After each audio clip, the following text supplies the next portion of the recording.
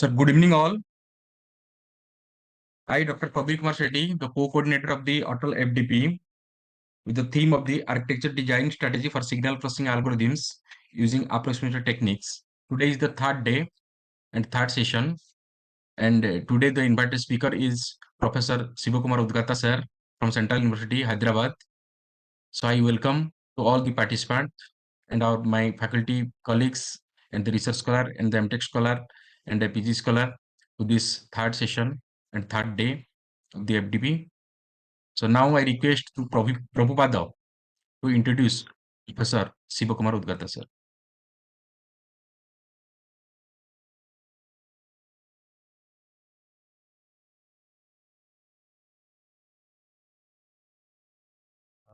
A very good evening to one and all present over here. I find myself very proud to welcome you all to the third session of Faculty Development Program by AICTE Training and Learning on Architecture Design Strategy for Processing Algorithms using Approximation Techniques. Today, Professor S.K.Udgata, Central University, Hyderabad, will share his experience and research on the topic human activity recognition using Wi-Fi signal and propagation.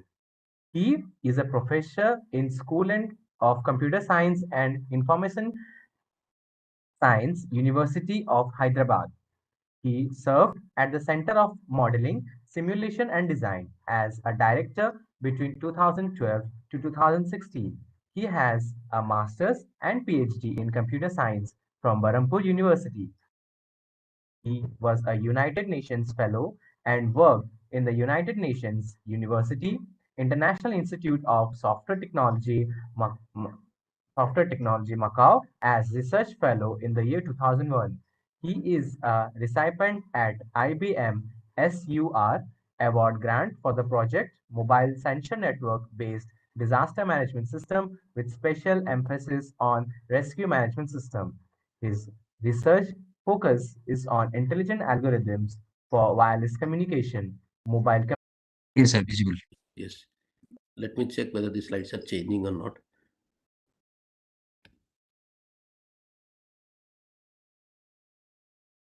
Slides are changing also, right? Yes, sir. Yes, Okay, sir. very good. So all set. So the title of this talk is we are working on a particular technology called WISE Tech. This WISE Tech stands for Y stands for Wi-Fi, and SC stands for sensing, and this tech stands for technology for human activity recognition. So today I will be talking about how these wireless signals can be used for sensing, and then different type of sensing. And one type of sensing is that how do we also recognize the different type of human activities like sleeping, jumping, falling down, sitting, running, and moving, walking around, waving. So these are different type of human activities and how human activity can be recognized using the wireless signals. So I work for School of Computer and Information Sciences at University of Hyderabad. University of Hyderabad is also recognized as a Institute of Eminence by Government of India. So to start with, if you look at the importance or the impact of this Wi-Fi sensing, this is a electronic design magazine, and it says that Wi-Fi sensing is going to be the next big wireless movement in the world actually. So so far, in different ways of the technological impact on the society, like the internet was a revolution. Before that, the if you look at this wheel was a important innovation. Then came so many things actually, and one of the recent innovation is the internet. After internet, it was actually the search engine, the browser make a huge impact on the science and technology. And then these days actually people are talking about that this Wi-Fi sensing will be the next big wireless movement in in the world, which will be of a various impact on different type of social and scientific applications. So having said that, when I say that Wi-Fi sensing, it actually started as a title called sensing without sensors. So when I say sensing without sensors, I repeat, it is sensing without traditional sensors. For example, if you have a temperature sensor, the temperature sensor can measure the temperature. If you have a humidity sensor, the humidity sensor can measure the humidity. If you have a pressure sensor, the pressure sensor can measure the pressure. Similarly, here we are trying to measure the environmental parameters or different parameters without using the traditional temperature sensor or pressure sensor or humidity sensor or fire sensor, etc., etc. So this is also called like it started as a sensing without sensors. Then people realize that we cannot call it as a sensing without sensors, because Wi-Fi devices are also sensors here. So there is a device here. Then they said that this is called device-free wireless sensing. For example, you don't have to make a separate device, including, embedding the sensors into it and then do the sensing.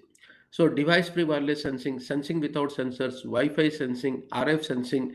RF means this radio frequency, right? RF sensing, etc. These are the different synonym terms that are used for this type of a technology. So this is the slide which says that there is a huge impact of this particular technology on different social and technical applications. Now, if I start talking about what is this Wi-Fi sensing, we'll also talk about the signals and all that. So this Wi-Fi sensing is a new technology that enables motion detection. Motion detection means motion detection of the human beings. It also enables gesture recognition. Gesture recognition, if you make some gestures like hand movements, your body movements, etc., it should be able to recognize that.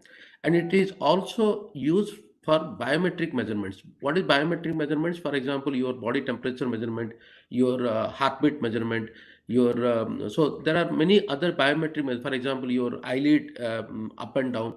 So some of these biometrics of the human beings also can be measured using the Wi-Fi signal.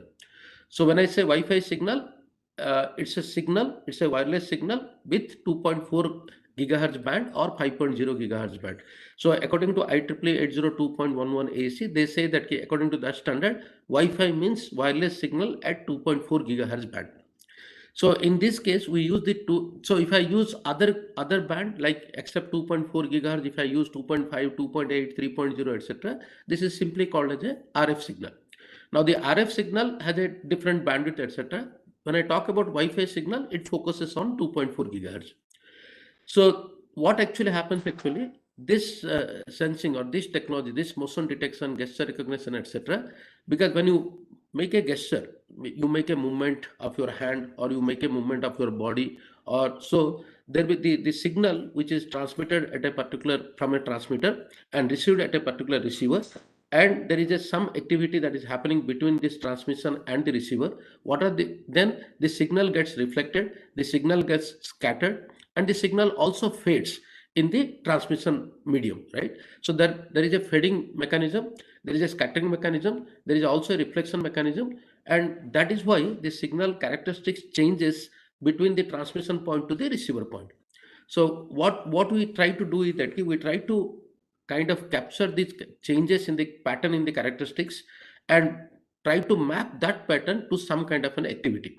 So then our machine learning algorithm, pattern recognition algorithm, etc., takes over and try to see that if this is a pattern that can be identified with a fall, or this is a pattern that can be identified with a jump, or this is a pattern that can be identified with a sit, or this is a pattern which is identified with a increase in the temperature in the environment, or this is a pattern which resembles with decrease in or increase in the humidity of the environment.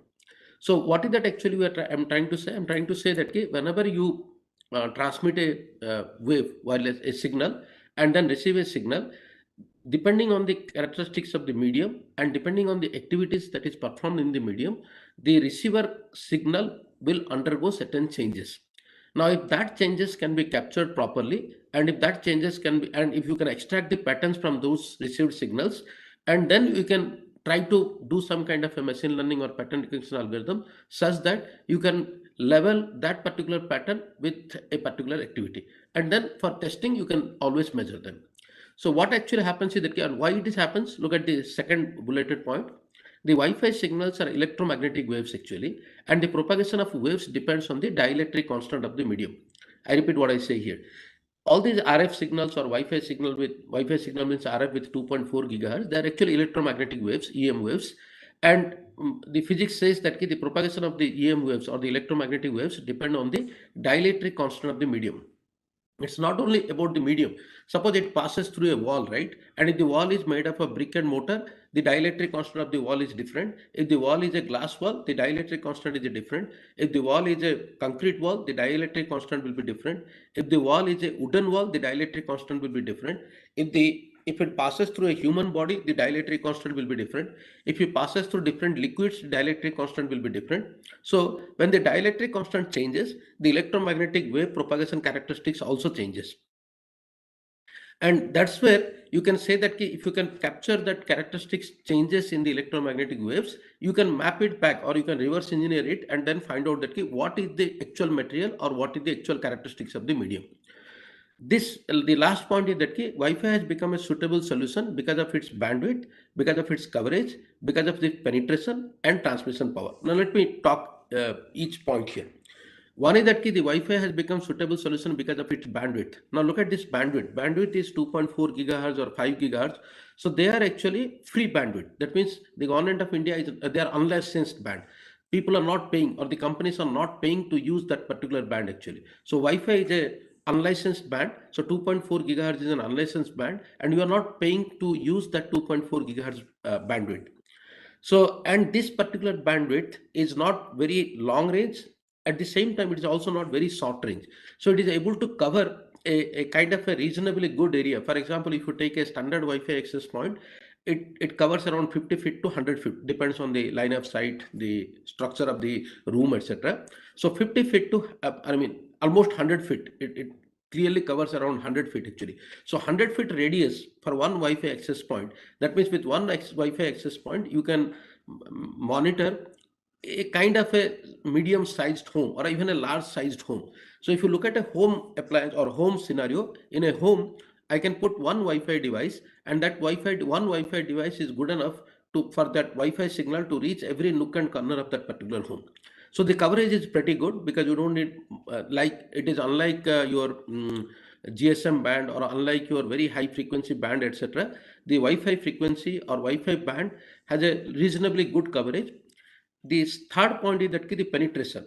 All these Wi-Fi signals, I mean the 2.4 gigahertz signals, etc., they are capable of penetrating the walls. So line of sight is not an important point here. So the signal that is coming out of this Wi-Fi transmitters, they can penetrate the walls, they can penetrate the different obstacles. Of course, it depends on the type of obstacle, but still the characteristics is that it is able to penetrate the wall and still reach. So for example, if I have a Wi-Fi access point in my drawing room, I can still have access in the in the bedroom, or to some extent, if I have a Wi-Fi access point in my neighbor, I can see the signals receiving in my home also. So what does it mean? It means that it is able to penetrate the walls, it is able to penetrate the obstacles, it is able to penetrate the wooden block obstacles, etc. Why it is important? So because of these characteristics, we don't need that the device has to be in the line of sight of the activity that is being performed. The device can be in the non-line of sight. This also leads to a particular application called as a through wall sensing. What is through wall sensing? That means you are able to sense what is going on across the wall by putting your device or Wi-Fi access points or Wi-Fi transmitters outside the room. So for example, if I put my Wi-Fi transmitter outside the room, or if my Wi-Fi transmitter is inside the room, I can put my receiver outside the room, that means across the wall, and still can measure what is happening, or still can measure the change in the signal pattern, and then I can find out that if there is some activity is happening within the room or not. So this is one of the important characteristics which doesn't require line of sight. It does not require lighting condition. For example, if you have to work with camera, you require proper illumination, you require proper line of sight, etc. But Wi-Fi doesn't need that. And fourth one, the most important part is that depending on the requirement, you can, of course, for military requirement, etc., because your commodity, commercially available Wi-Fi access point doesn't allow you to change the transmitting power. But for special purpose applications, the transmitting power can also be tuned, can also be changed, so that what happens, the signal character, the signal power, the power of this signal increases with the transmission power. So that helps us to reach to a better coverage, to penetrate some kind of a material which is very difficult to penetrate with low transmission power. So these are basically the characteristics of the Wi-Fi sensing, which makes it suitable for different type of applications. First, first and foremost important thing that Wi-Fi signals are electromagnetic waves, and their characteristics change or their propagation characteristics change because that depends on the dielectric constant of the medium. If the and dielectric constant keeps on changing for different type of medium, for different type of bodies and all that. Second is that the Wi-Fi has the characteristics of coverage, penetration, tuning of the transmission power, etc. Now, depend because of these characteristics, we can see that the Wi-Fi signal will change its characteristics between the transmission point to the receiver point, depending on the activity, depending on the medium that is going, the transmission medium through which it is propagated. Now, if I can capture the characteristics of the changes in the transmission medium and then find out what is exactly happening, then I can find and make a database of different activities, different changes in the characteristics, and what exactly happens to the signal. Then I can always reverse engineer it and find out what is happening there. Now, this Wi-Fi is, I mean, I'm just continuing that. Let's say the first point. Now, what is wireless sensing here actually? So this I call it a wireless sensing, right? So it is a sensing event, but I'm not using any sensors. I'm using the wireless medium or the wireless signal that is being transmitted through it. So first point is that a person or object or environment within the effective area of a wireless network. So that's what I told in the previous slide, that any person doing some activity, any object present in the transmission medium or transmission area or the environment, for example, the temperature, humidity, pressure, etc., gas, that to some extent gas, if your cooking gas leak and other things.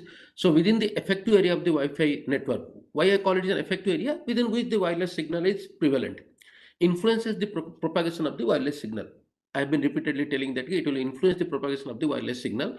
Now, by analyzing the wireless signal pattern and characteristics, it is possible to predict the object of the state. So, what is happening to that particular, to predict the object state means what is that object actually, whether it is standing or sitting or sleeping or jumping or whatever.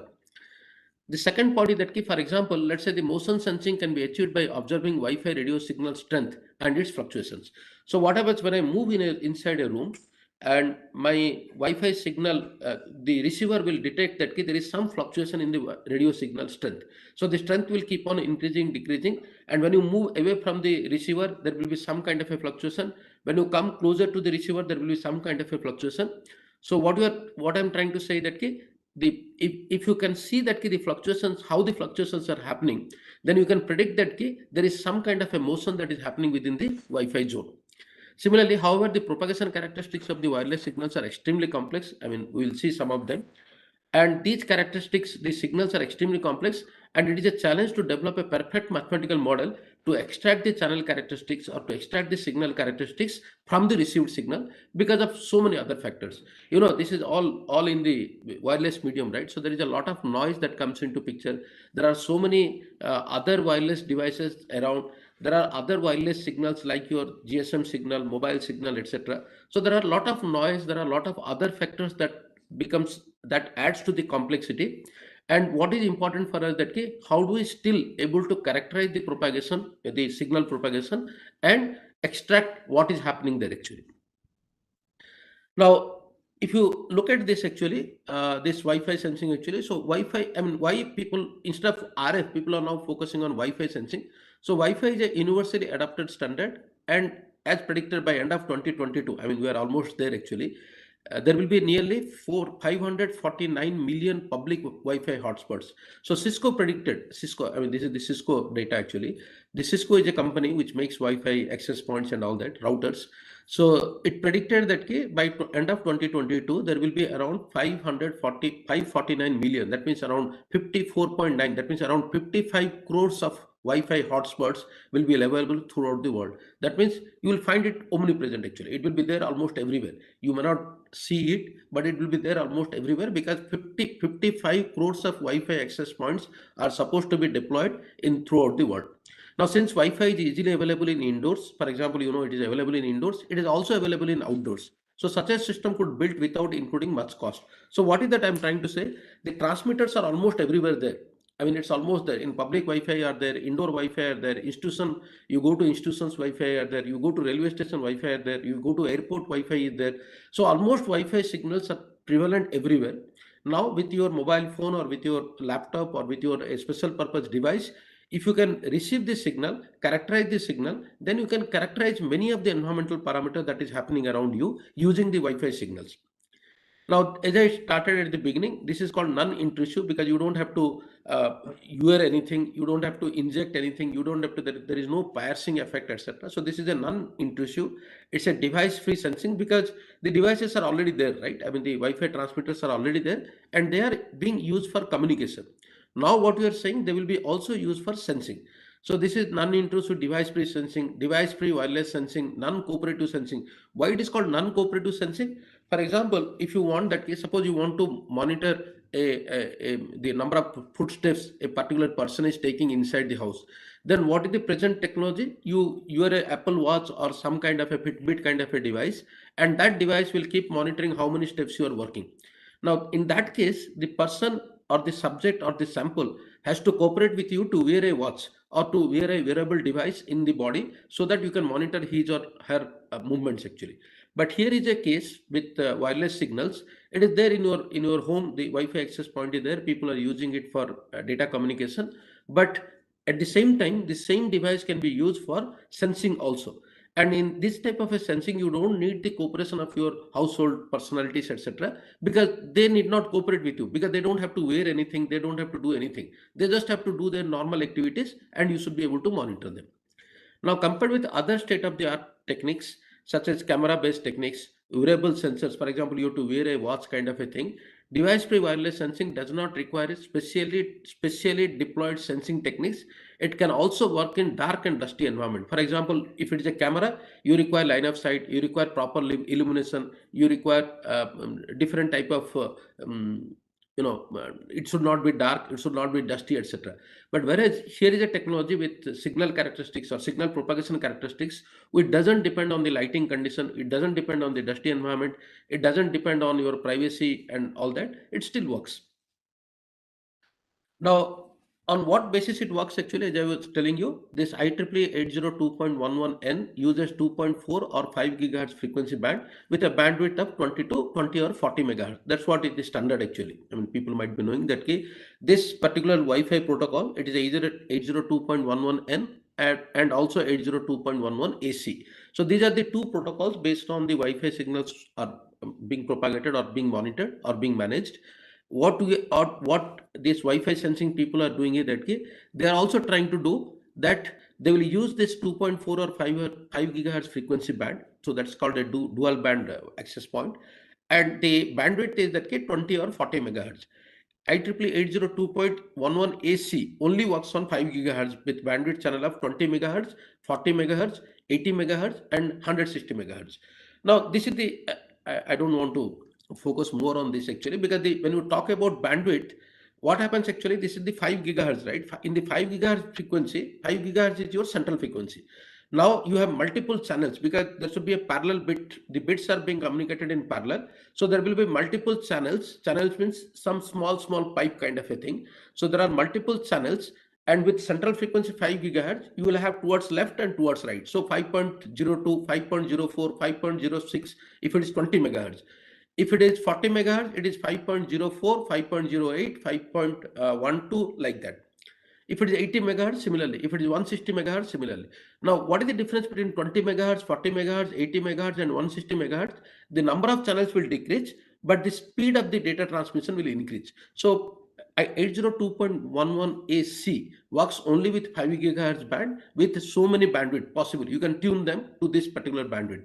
Whereas 802.11n is a dual band. It can work either with 2.4 or with 5 gigahertz frequency. So right now in all household Wi-Fi routers or even in department centers, etc., you will find that they are mostly 802.11 and they work with only two bands, 20 or 40 megahertz band. Now, what is it? So what is that I'm talking about now? Look at the third point.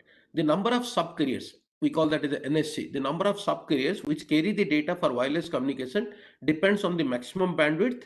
For example, 802.11n, the tool that we have is that 30 subcarriers, and ESP32 is another controller which can give up to 64 subcarriers. Now let me take a pause and explain what is it actually. I told you, right, that 2.4 gigahertz or 5 gigahertz is the central frequency. Now, this is the central frequency. and then towards the right and towards left you have so many subcarriers. So the carrier is 2.4 gigahertz. We have subcarriers. What is a subcarrier? Subcarrier is a small channel through which the data, one bit of data can transmit, or one stream of data will go. Now, how many such subcarriers are there? That depends on which protocol you are using. That depends on which NIC card. NIC means network interface card. The network interface card that you are using. For example, this 802.11n, if it is protocol, and this Intel came out with a tool. Intel came out with a NIC card called 5300N. Intel 5300N. That's the NIC card actually. So if you have Intel 5300N, which was popular, I mean, now people are not using it, but Intel 53001 was quite popular for almost a decade. Now then in that particular NIC card, it uses 30 subcarriers. I repeat, 30 subcarriers. 30 means 30, 15 this side, 15 that side. In fact, there are some pilot signals, etc. We'll talk about that. But 30 subcarriers. And at this point of time, you just remember that there are 30 subcarriers if you use one particular NIC card. And if you use ESP32 controller, etc., it can give up to 64 subcarriers. What I mean by subcarrier? Subcarrier is a small channel through which the bits can be transmitted in parallel to the other subcarriers. So if I have 64 subcarriers, that means at one point of time, 64 bits can be transmitted in parallel. So now imagine I have a transmitter, I have a receiver. The transmitter transmits the signal, so there is not one signal now. There are now 64 bits, 64 parallel signals are going. The receiver will also receive 64 if you are using ESP32. If you are using 30, and I mean, what is that? Intel 5300N, it will use 30. Now you get 30 30 signals, 30 signals at the receiver, and each signal passes through the medium. I repeat, each signal propagates through the medium, and any change in the medium, depending on the characteristics of the signal, the amplitude, the phase, etc., the characteristics will also change. So now I have too much of information at my receiver end, and this information I will try to parse it, I will try to extract the pattern out of it and try to recognize what is happening. Now, with this background, let's say, how do we estimate the channel? So what is a channel here? I go back to this point. I said that there is a transmitter, wireless transmitter. The transmitter transmits the signal. The receiver will receive the signal. The transmitter, the way it transmits, it follows a particular protocol. Let's say IEEE 802.11n or 802.11ac, etc. And I just gave a small brief about that. Which protocol uses what frequency and what bandwidth.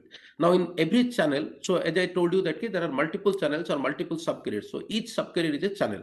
Now through one channel, you transmit some bits, right? Now when the bits are transmitted, I'm not worried about the data. What the bit contains is not my contention. What is my contention is that when the bits travels to, so bit is traveling in the medium as a signal. Now when the signal comes, what happens to the signal during the transmission? So I'm not looking at any other layer. I'm not looking at MAC layer, transport layer, network layer, session layer, etc. I'm only looking at the physical layer. So in the physical layer, I hope you understand the network layers actually, OSI layers. In the physical layer, the signal will be transmitted. And in the physical layer, when the signal gets transmitted, the signal gets distorted, the signal characteristics gets changed during the transmission because of the propagation medium, because of the activities in the propagation medium, because of the changes in the characteristics of the propagation medium. And then you have to extract that, or you have to capture that in the receiver. Now, how do I capture it? I do a channel estimation. So this is what is called a channel estimation. Some of you might be knowing, and I'm not very good at that actually. So what is channel estimation here? So a signal goes through a medium, right? It's a channel, right? So as I told you that a signal goes through a particular bandwidth or a particular channel or a particular subcarrier.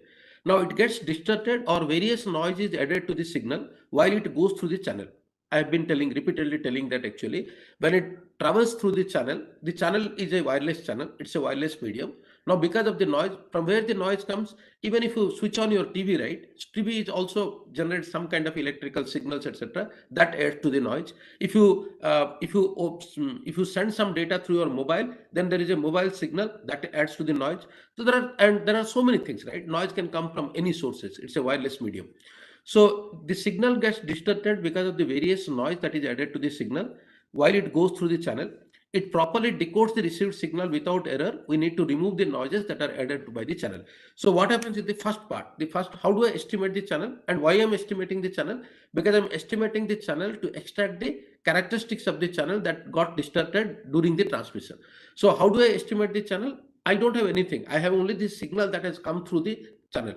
So the transmitter transmits the signal, the receiver receives the signal. Now I want to know what happened in the channel actually, or what happened in the medium.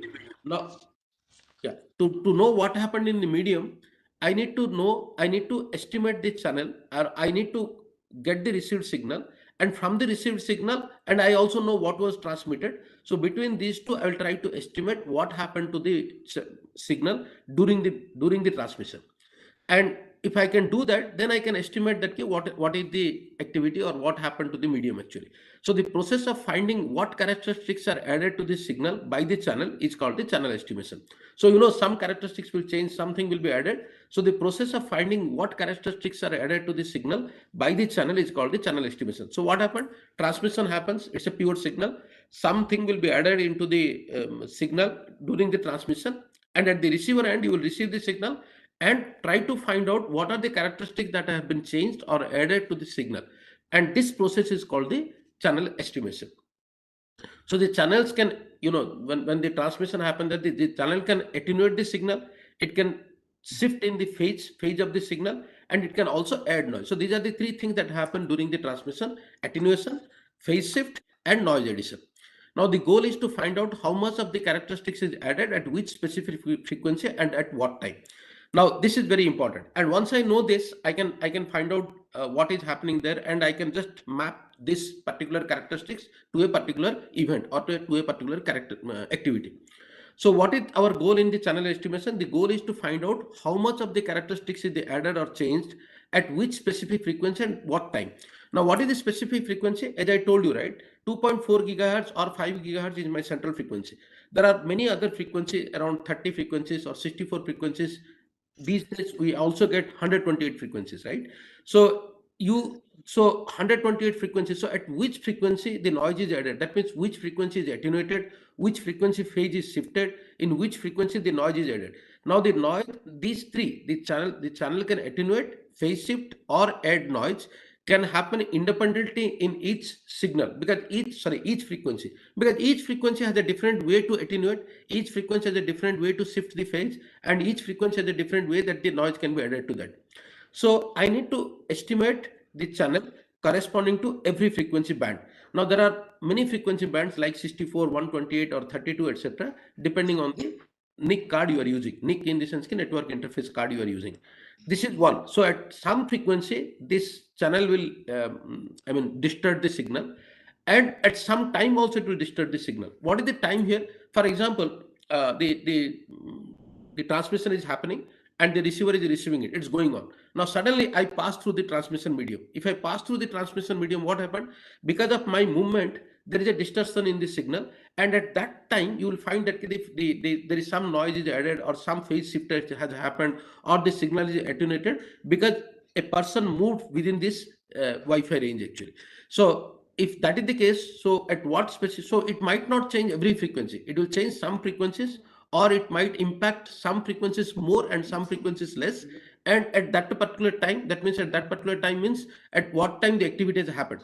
So now I can know that at this particular time this activity has happened because these frequencies changed or got distorted, because, and so you can map it there.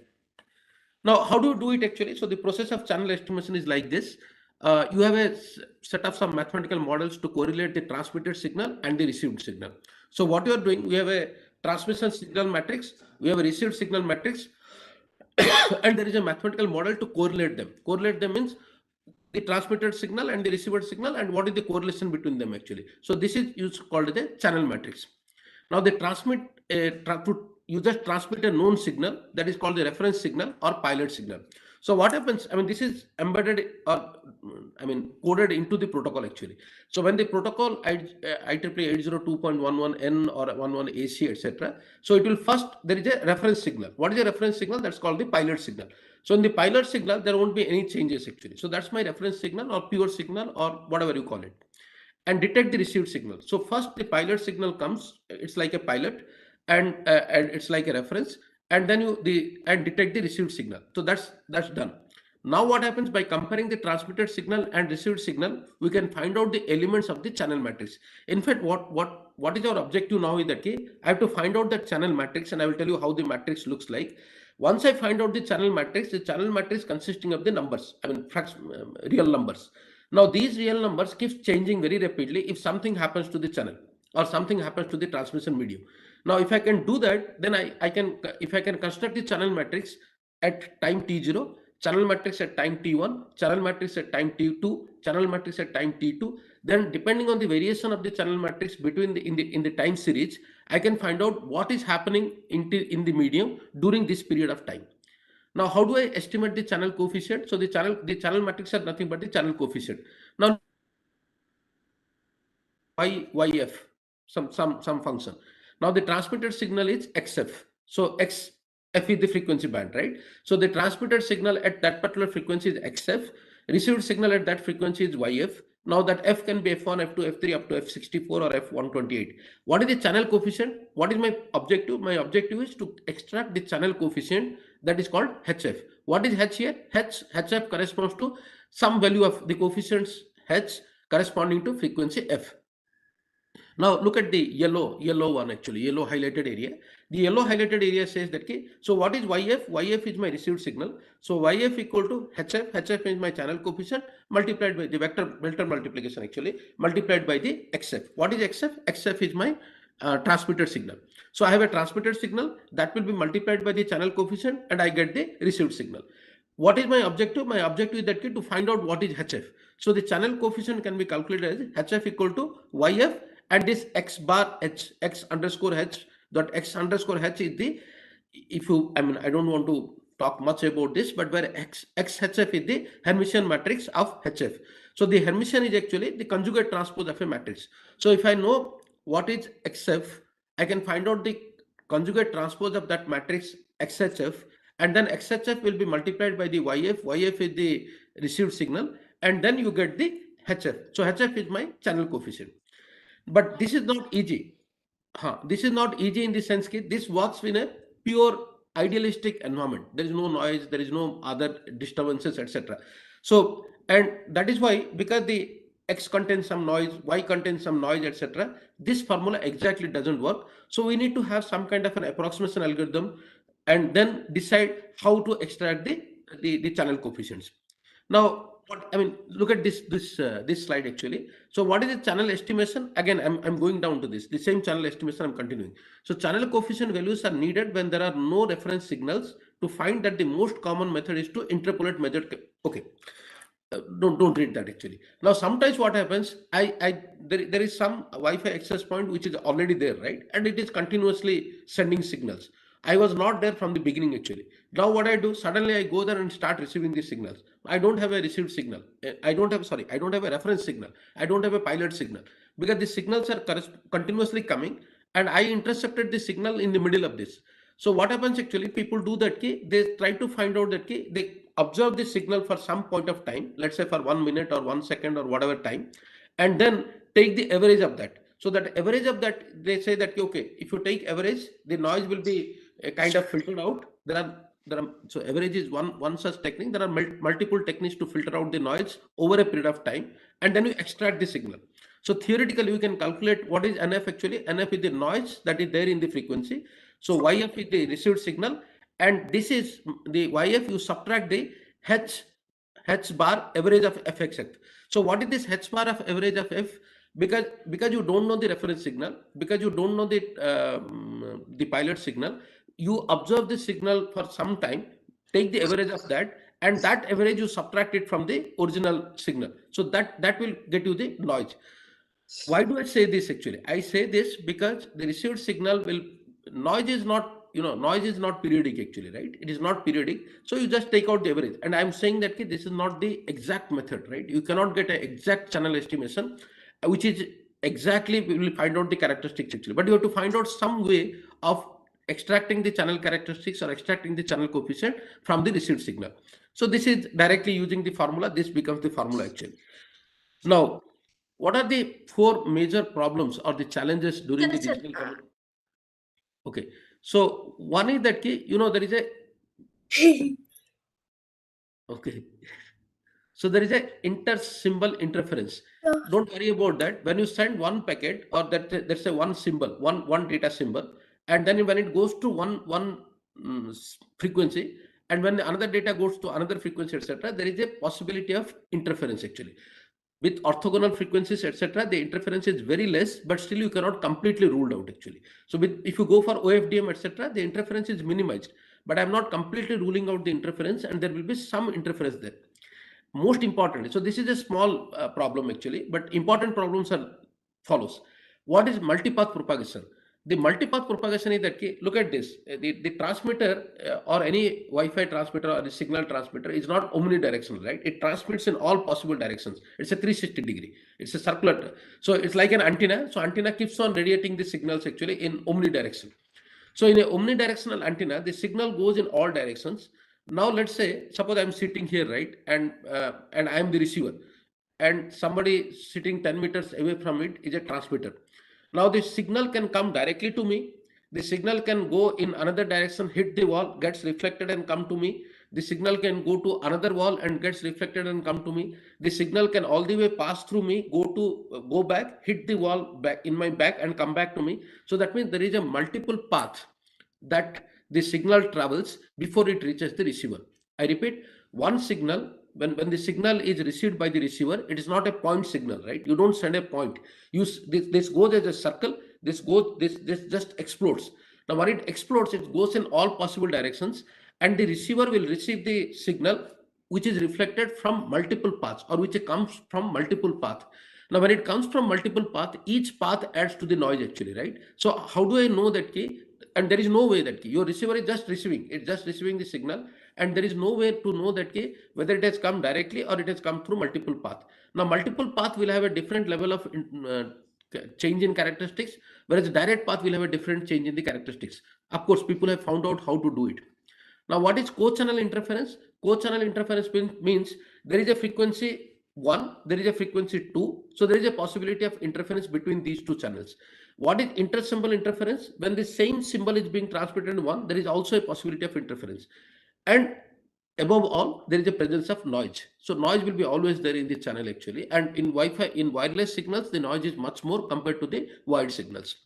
So first you have to look at the diagram below. So we call it an channel equalization. Now channel equalization is that the process of removing the ISI. ISI means inter-symbol interference, noise effects from the channel. Equalizer slides at the receiver end of the channel. I mean, we all do at the receiver end only. So at the receiver end, now look at this. The data comes, you apply some filters actually. Any filter you apply doesn't mean anything actually. You have to see which filter works better, whether it is a Hampel filter or whether it is a WDM, wave division multiplexing filter, or low pass filter, high pass filter, some filter. You try all possible filters, and this filter will get you the channel actually. So once you get the data, you apply the filter, you get the channel C corresponding to a frequency F. Now with that, you have again you add some noise actually. So what you are doing actually, if you look at this NT, the noise at that particular time, this gets added to that. Then at the receiver, you apply another filter and extract the HF. What is H? H is the channel coefficient, and then go through the equalizer and other things actually.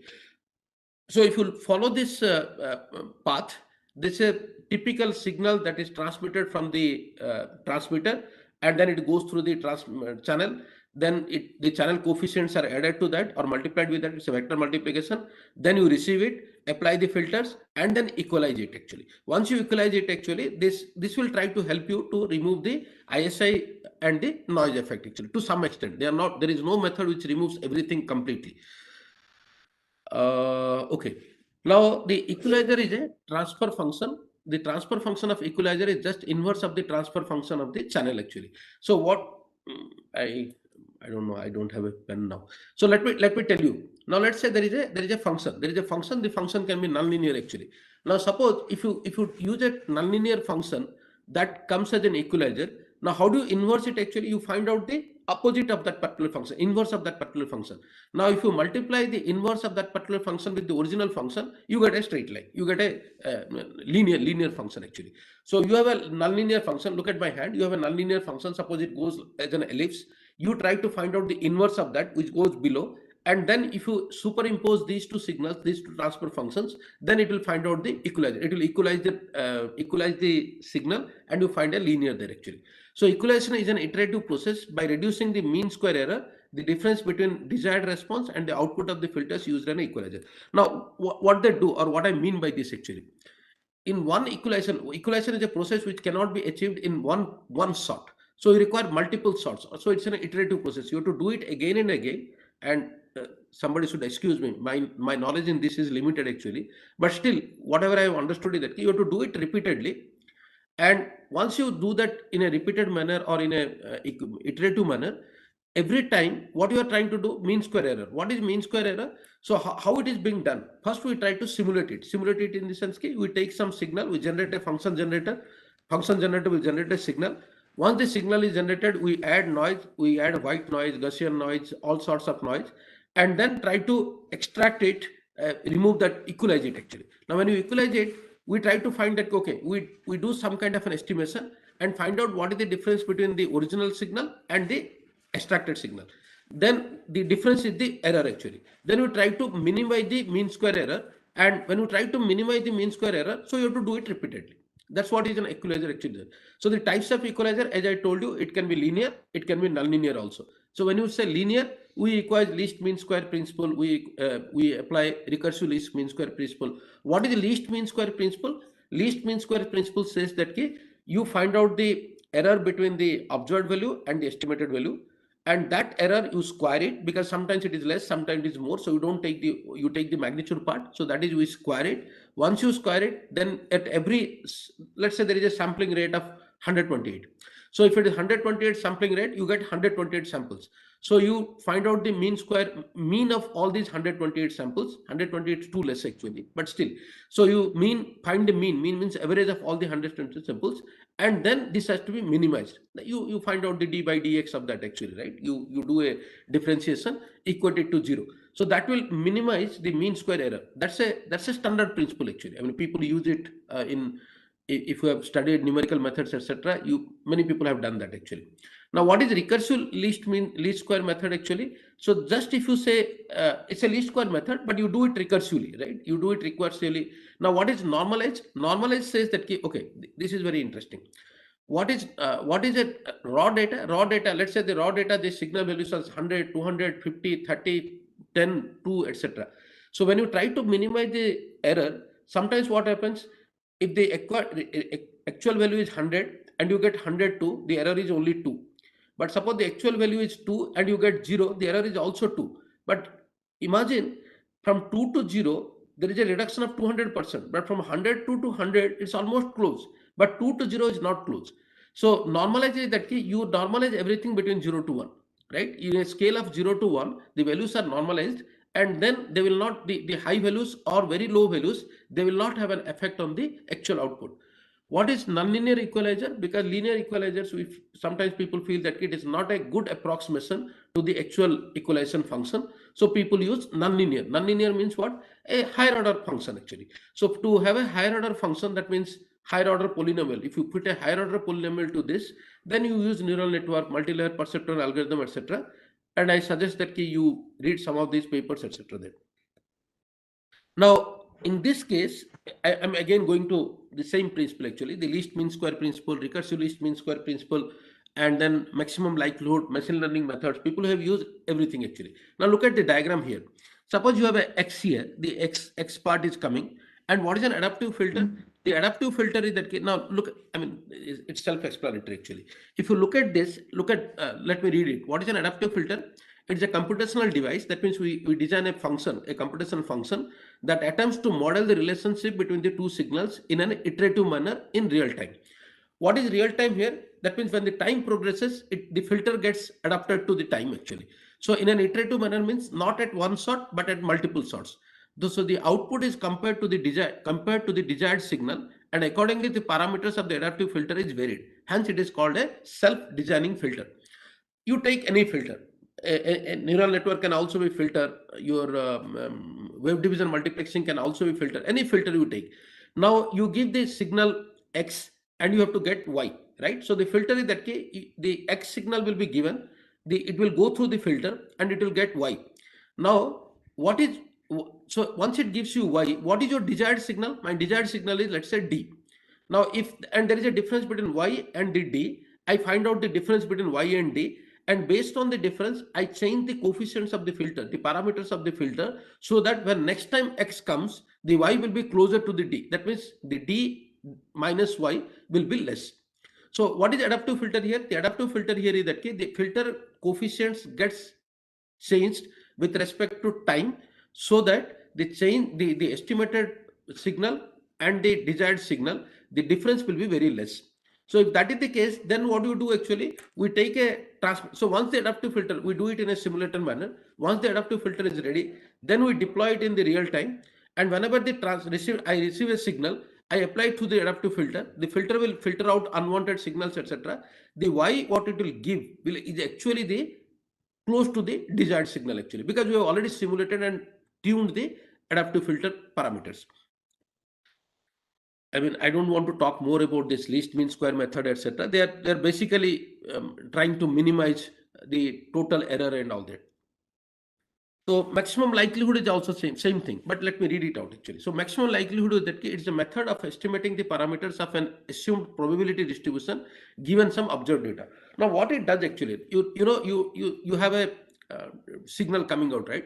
Now you see that what is the distribution of this particular, the probability distribution of particular this signal actually. This can be Gaussian, this can be Poisson, this can be, there are many such distributions actually. Even if there is no distribution, you try to fit a distribution curve. It can be normal also. You try to fit a distribution curve that this is my assumed probability and this is the parameters actually. So given some observed data, so in this case, our observed data will be the signal. So in the signal, I will try to distribute that. What is the probability distribution of the amplitude? What is the probability distribution of the phase? So these are the probability distribution. Now this is achieved by maximizing the likelihood function so that under the assumed statistical model, the observed signal or data is most probable. Okay, let me talk in kind of a plain English. What do you have? We have a signal, or that is what is the data. We have a signal, and then we try to fit a probability distribution to this signal that is coming out actually in a simulated environment. Once the distribution is fitted, right, then what I do, so the statistical model is already observed actually. Now when I get the actual signal, right, distorted signal, etc., I know that it should follow this statistical model. Any violation to the statistical model is ignored or is subtracted. So then what you do actually, it actually removes the noise, it actually removes the distortions and gives me the signal characteristics only. It doesn't give me the noise characteristics. So the point in the parameter space that maximizes the likelihood function is called the maximum likelihood estimate. So these are all statistical parameters. The maximum likelihood estimate, or most likely it is called as MLE. So MLE tries to fit a distribution function to the signal characteristics like amplitude, phase, etc., etc. And then whenever the noise, so once the maximum likelihood of your, what do you call, your amplitude, your phase, your other things are fixed, then when the signal comes with an addition in the noise in that actually, your maximum likelihood function will find that, and the noise is an extra. So I will go up to that point wherever it says that it is a likelihood that you are at this point, other things I will remove it actually. So that is what is a maximum likelihood estimation. Similarly, recursive least square estimation, I have already told you. Recursive least square estimation actually depends on two factors. One is called the signal, SNR, that is called the signal to noise ratio, and another is called the BER, that means bit error rate. Now, what is signal to noise ratio? Signal to noise ratio means what is the power of the actual signal and what is the noise power. Now, usually the noise power should be less than the signal, and signal is supposed to be periodic, whereas noise is not periodic, it's completely aperiodic, it's completely random. So SNR is normally represented in a log scale, logarithmic scale actually. But without logarithmic scale also, you can say that what is signal to noise ratio? Signal to noise ratio is that what is the signal strength, what is the noise strength. If the noise strength is less, then the signal to noise ratio will be more. If the noise strength is more, then the signal to noise ratio will be less. Now, because it is represented in log scale, we say minus 20 dB, minus 30 dB, minus 40 dB, etc. Now, this is one parameter, but the other parameter is also called the bit error rate. What is bit error rate? That means if you transmit n bits, what is the number of errors in the NE? So that means NE means, suppose I transmit 100 bits. Now 100 out of 100 bits, let's say 10 bits gets error. So 10 divided by 100, that means bit error rate is 0.1. So these are the two factors that are considered, and we try to minimize this, because I know that what is the bit error rate, I will estimate bit error rate, I will estimate a SNR value, and based on that my least square estimation will recursively calculate it, so that it extract the signal out of the sorry, it extract the signal out of the noisy signal. What is Monte Carlo sampling?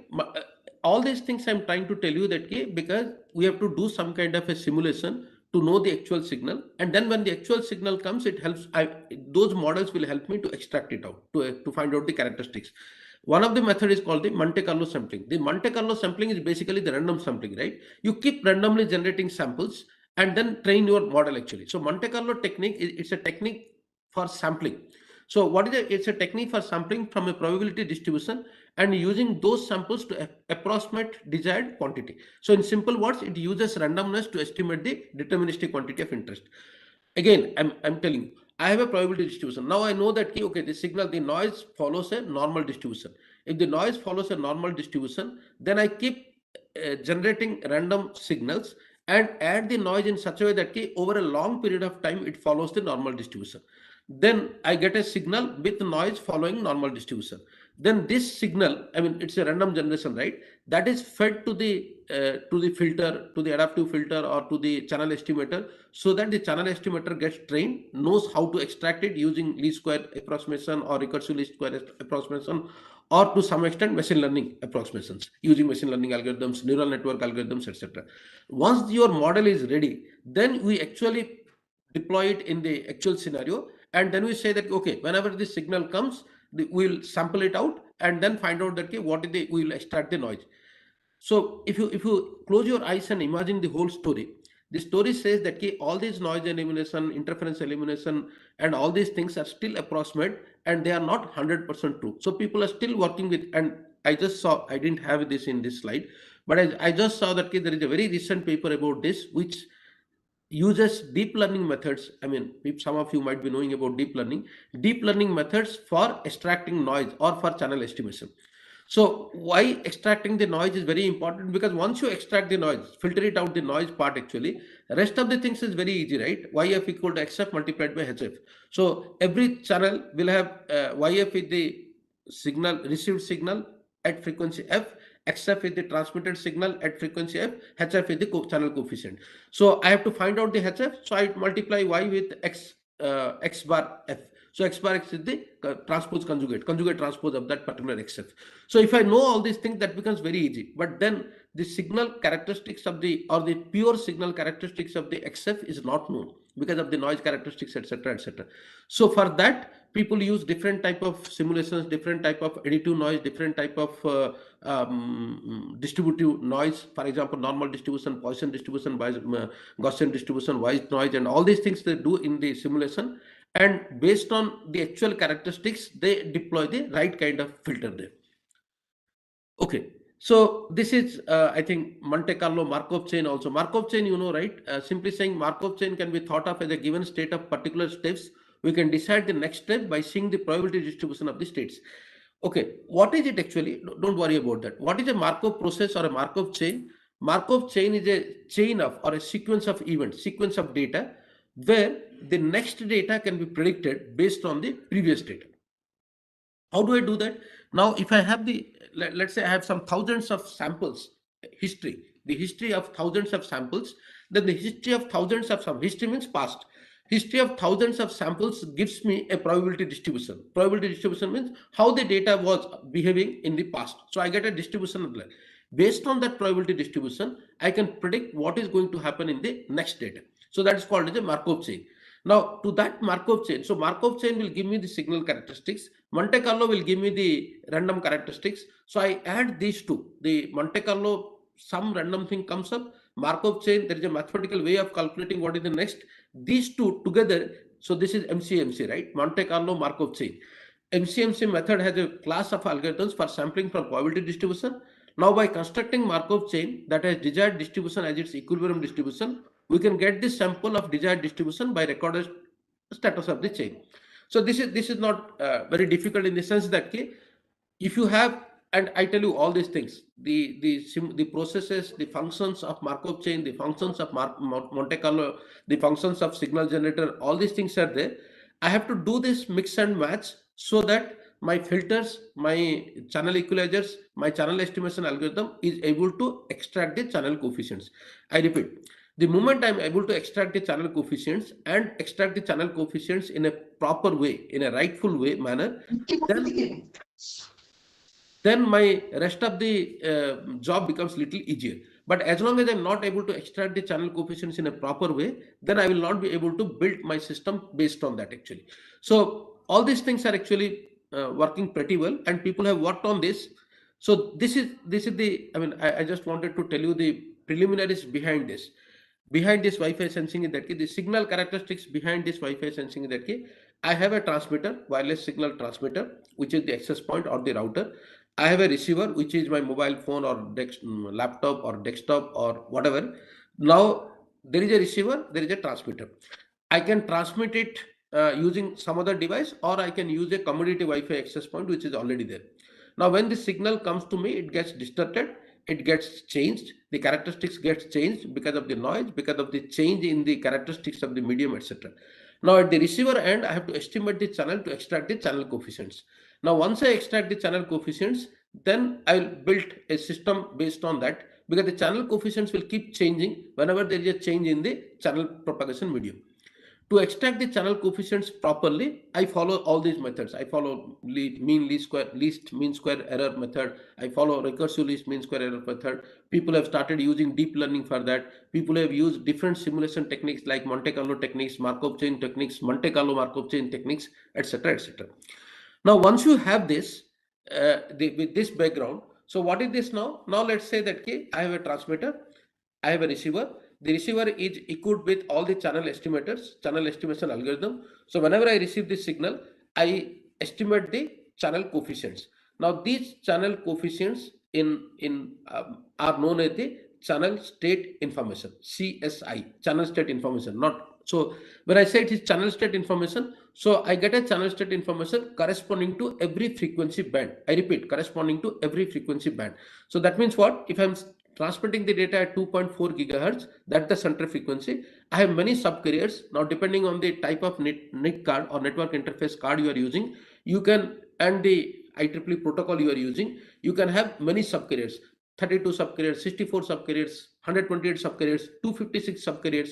So you have different number of frequencies through which the data comes, and you can estimate each channel. I repeat, you can estimate each channel or each subcarrier for the channel coefficient. Now the channel, once you get the channel coefficient, you get the channel state information. Now those channel state informations keep changing when the medium, the transmission medium characteristics changes. Now this is what, based on that, and how the propagation characteristic will change, because the channel has the propagation medium has a dielectric constant. The propagation medium can reflect signals, the propagation medium can scatter signals, the propagation medium can fade the signals. All these effects are all these cumulative effect will be there in the received signal or in the channel coefficients. Now if I can read these channel coefficients through a glass or through a lens and magnify it, then I can see, I can extract some patterns. Based on those patterns, I can match what is happening in that medium. So how the sensing can be done? Now at least one Wi-Fi transmitter and one Wi-Fi receiver should be there needed for the sensing. At least one. Without a transmitter, without a receiver, you can't do anything. The receiver should be able to sense the changes in the transmitter signal. What does it mean? It means, I mean, the last 5 slides. The receiver should be able to sense the changes in the transmitted signal means the receiver should be able to extract the channel or estimate the channel coefficients and extract the channel state informations from the transmitted signal. Now initially the system learns from the environment with no humans in it. Now how does it work actually? So first what you do, you, let's say I want to detect human activity. So first I put a transmitter, I put a receiver, and there is nothing there actually in the room. It's a pure clean and no activity, nothing, no disturbance, nothing is there. It's a completely closed. Now you transmit signals, the receiver will receive signals. There is very less noise, there is no activity, there is no change in the environment, so it is clean. It's that, so that is considered the reference signal or the pilot mode here. Now after that, whenever the system wants to track or sense the humans in that, the transmitter sends the signal to the receiver. Now what happens? You suppose I go to in my office, there is a transmitter, there is a receiver, and there is nobody in the office, it's a clean room, etc. The transmitter sends the signal, the receiver receives the signal, extract the channel coefficients, uh, to create a channel state information table, and then stores it. Now the moment I enter into my office, there is a fluctuation in the signal. What is that fluctuation in the signal? The signals can go up, down, etc. Now when there is a fluctuation of the signal, now if I enter, because of my body structure, because of my height, because of my gait pattern or walking pattern, etc., the fluctuation will be different. And I tell you, if you enter or somebody else enters into the system, let's say a baby enters into my office, then because of its height, its body structure, etc., etc., the fluctuation in the signal or the channel state informations or channel coefficients will be different. Now because it is different for me, different for the baby, different for somebody else, then looking at this, and if you can train it properly, looking at the signal fluctuation, you can tell who has entered into my office. Now look here, I don't have a camera, I don't have any other device, it's just only the Wi-Fi transmitter that is there in the office. So the receiver receives all the refracted signals from the object and humans along with the transmitted signal from the transmitter. That's what it does. Then what happens? So this is what I have been telling you actually. So the OFDM, orthogonal frequency division multiplexed OFDM signals are used as the multiplexing technique, which provides digital multi-carrier propagation. Now what happens actually? There is a and if you look at it, let me look at the diagram actually here. Now there are 1 to n number of subcarriers. So there is a multiple sub channel or the subcarrier provided parallel transmission. So you have this side, left side is the transmitter, right side the propagation medium there. Now the transmitter converts that particular data or the communication packet into n number of subcarriers and then transmit them in parallelly. Now at the receiver end, all these parallel signals or the parallel channels will be received, and for corresponding to each subcarrier, it will extract the channel state information or it will estimate the channel coefficients. So AFDM divide the signal modulated with FSK, PSK, QAM across multiple subcarriers occupying a specific channel. That I've been telling you. If its center frequency is 2.4, if the bandwidth is 0.2, then 2.4, 2.42, 2.44, 2.46, etc. Similarly, on the left hand side, it will 2.38, 2.36, 2.34, etc. So it will, and then you have frequency shift keying, PSK, phase shift, frequency shift, QM, and all these things will be done. And the modulated signal will go through it. So I'm not worried about the signal characteristics. But why I'm looking at the modulation also? Because for different modulations, the characteristics will be different. I mean, the channel coefficients will be different. So I need to know what kind of modulation is being used, so that with corresponding to that modulation, I will find out what are the channel coefficients or what are the CSI values. Now the subcarriers undergo multipath effect. I told you what is a multipath effect, because it gets reflected from different walls, etc., and then reaches the receiver at different point of time. So the subcarriers undergo multipath effect due to reflections, absorption or diffraction of the surface of the walls. So some walls will absorb it, some walls will kind of reflect it, some walls will diffract it. So all these things will be accumulated, and this cumulative cumulative signal characteristics will be obtained at the receiver end. Now, what is this CSI based Wi-Fi sensing? CSI means channel state information. Channel state information is nothing but the matrix that comes out of the channel coefficient. Once you estimate the channel coefficients, you can get the channel state information. Now look at the left side figure actually. So look at the fluctuations actually. I mean, it just looks like a fluctuation. It actually, if you plot the channel state information values, they look like this. What are these rows? The rows are each signal, each subcarrier. Let's say the first row is first subcarrier, second row is second subcarrier, third row is third subcarrier. Let's say the last row is 64. So there are 64 subcarriers. Now in the 64 subcarriers, the values are there actually, the channel coefficients are there, and they are kind of the pattern, you can see that they are changing actually. So when they change it at some point of time, look at the how do I say, if you can see my cursor.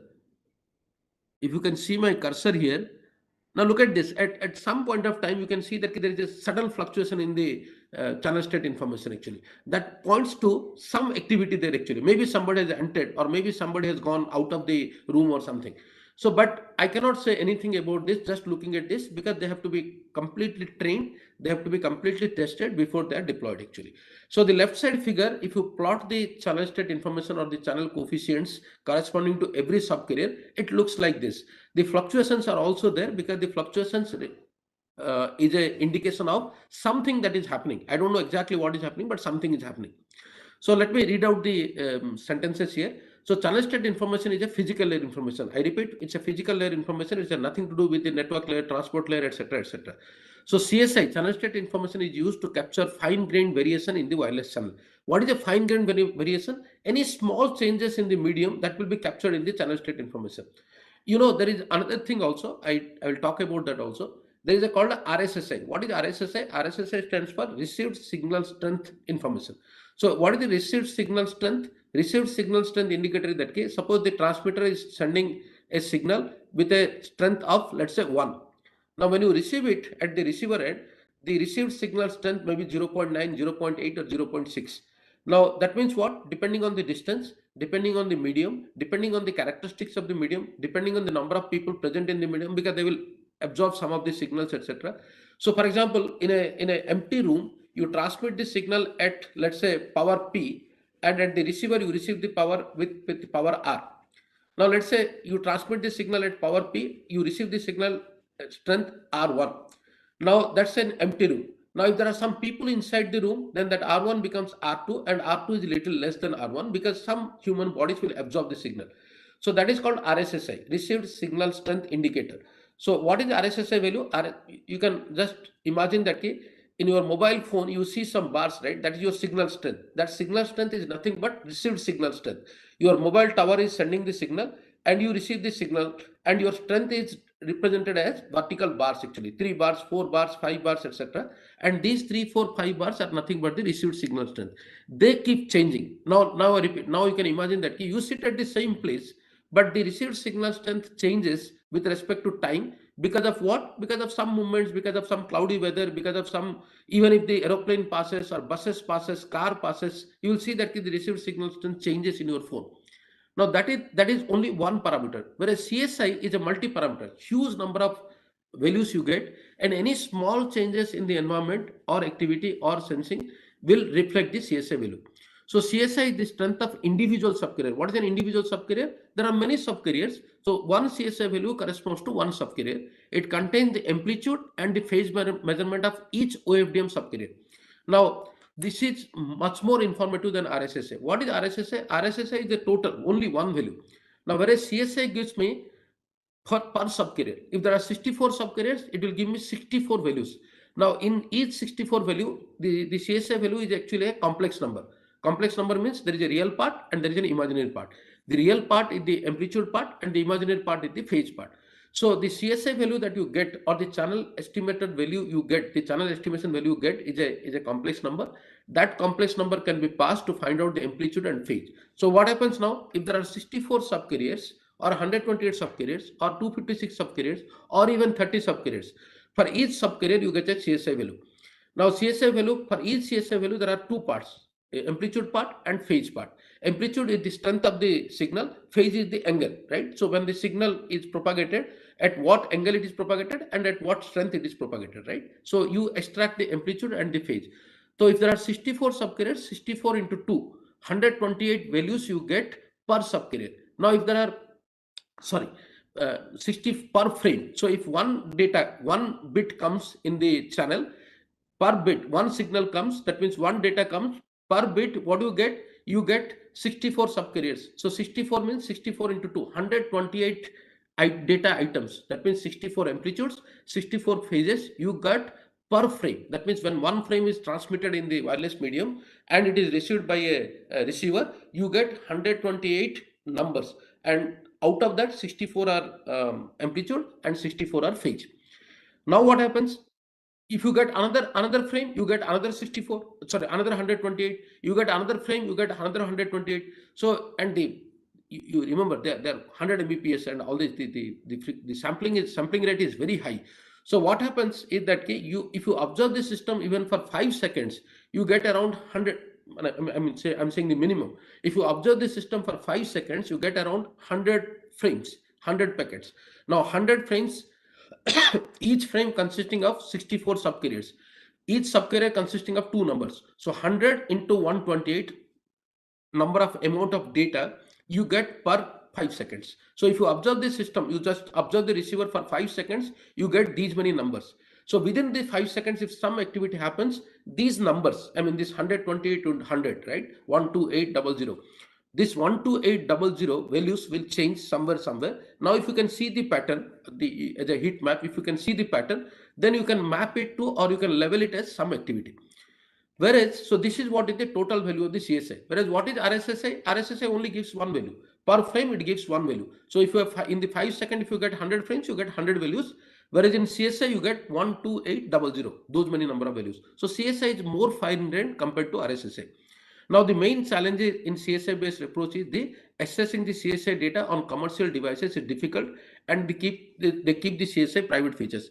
Now, okay, what does it mean? It means that unless you do a channel estimation on your own, unless you do the channel coefficient extraction on your own, the commercially available your transmitters and receivers, they don't give you any access to the CSI approach. However, having said that, now Wi-Fi 5 was there. Wi-Fi 6 is the current version. Current version is Wi-Fi 6 protocols. Now in Wi-Fi 7 protocol, people have realized that it has not yet come to the market, but the protocol is already released. In Wi-Fi 7, people have realized the importance of the CSI values and its applications. So now the companies are saying that in Wi-Fi 7 protocol, the users will have access to the CSI information. They don't have to write the code for channel estimation, etc. The channel estimation will be done by the receiver. They will have some kind of functions here, and the user will have access to the CSI data directly, but that too in Wi-Fi 7 protocol. As of now, it is not there. So this is a challenge actually. In fact, it took us almost 1 year to extract the CSI values from the received signals, because there were a lot of challenges in the coding actually. But once you are done with that, and now also I'm telling you, because the kind of CSI values you extract, because they are all approximate, they are all error prone, they all differ when the noises are differing and all these things. So there is always a better method, or there is always a chance for improvement for extracting the right kind of CSI values. And if you have a right kind of CSI values, you will have a right kind of predictions. You have a right kind of sensing actually. So with the help of CSI techniques, we can do more accurate localization, object tracking, interference evaluation, and all that stuff. So what is this flowchart for Wi-Fi sensing so far? How does it work? Look at the from left to right. So what is my input? My input is that there is a, if you look at this left and bottom figure, left bottom figure, there is a Wi-Fi signal here actually. So this Wi-Fi signal is a transmitter actually. It keeps transmitting. So there is a furniture in the room. There are some people who are there in the room. So it gets, and these are the desktop, mobile, laptop, etc. They are the receivers. So the receivers will receive the signal that is transmitted from the Wi-Fi transmitter and gets reflected by the human body, by the furnitures, etc. And then the receiver will extract the channel state information after doing the channel estimation. So this is, so what is input? What is my input to the system or input to the program? The input to the program is the channel state information. So what is the channel state information? If I observe, as I told you, if I observe the system for, or if I observe the receiver, or if I receive the signal for at least 5 seconds, I get so much of information actually. Now, those, if I observe the system for 1 hour, huge amount of information. So this information is now going to the next level. Now, what is the next level? Next level is the signal processing. So what is the signal processing? Even you get the channel state information, lot of noises are already there actually, even if you filter it out, etc. So people use the signal processing algorithm for noise reduction, then transforming the signal from one form to the another form. They use FFT, they use IFFT, they use all these things actually, from time domain to frequency domain to time domain, etc. Because different applications require different type of transformation, and then you extract the signal. So first what you do, we have a channel state information. The channel state information is processed to the signal digital DSP algorithms. The DSP algorithms are nothing but the noise reduction, signal transformation, signal extraction, standard algorithms. We have not done anything else. Then you come to the algorithmic part actually. Now what is the algorithmic part? The algorithmic part is that you try to model this. What is the model here? The model here is that now look at this. I conduct hundreds of experiments, thousands of experiments. I put a transmitter, I put a receiver. I ask my students to do different type of activities and collect the data for 5 seconds, level it. Now, once you level it, that this is the CSI value, corresponding to jumping. This is the CSI value corresponding to long jump. This is the CSI value corresponding to very short jump. This is the CSI value for sitting. This is the CSI value for sleeping. This is the CSI value for jumping, falling down. So, and I do this experiments repeatedly and collect huge amount of data and level them. Once you level them, then people can understand that you can build a machine learning based model. So the learning based model or modeling based model, etc. And some people use hybrid model also. So when I say model based, I say supervised model, unsupervised model, semi-supervised model, etc.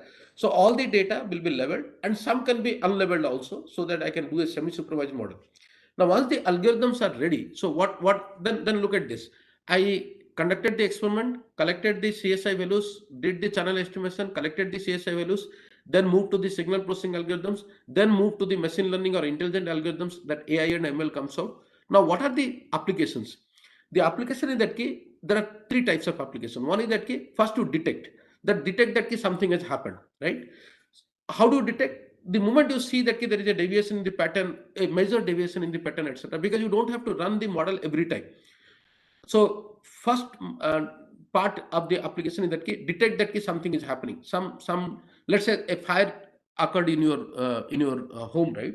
So when the fire occurs, actually the temperature, humidity, etc. changes.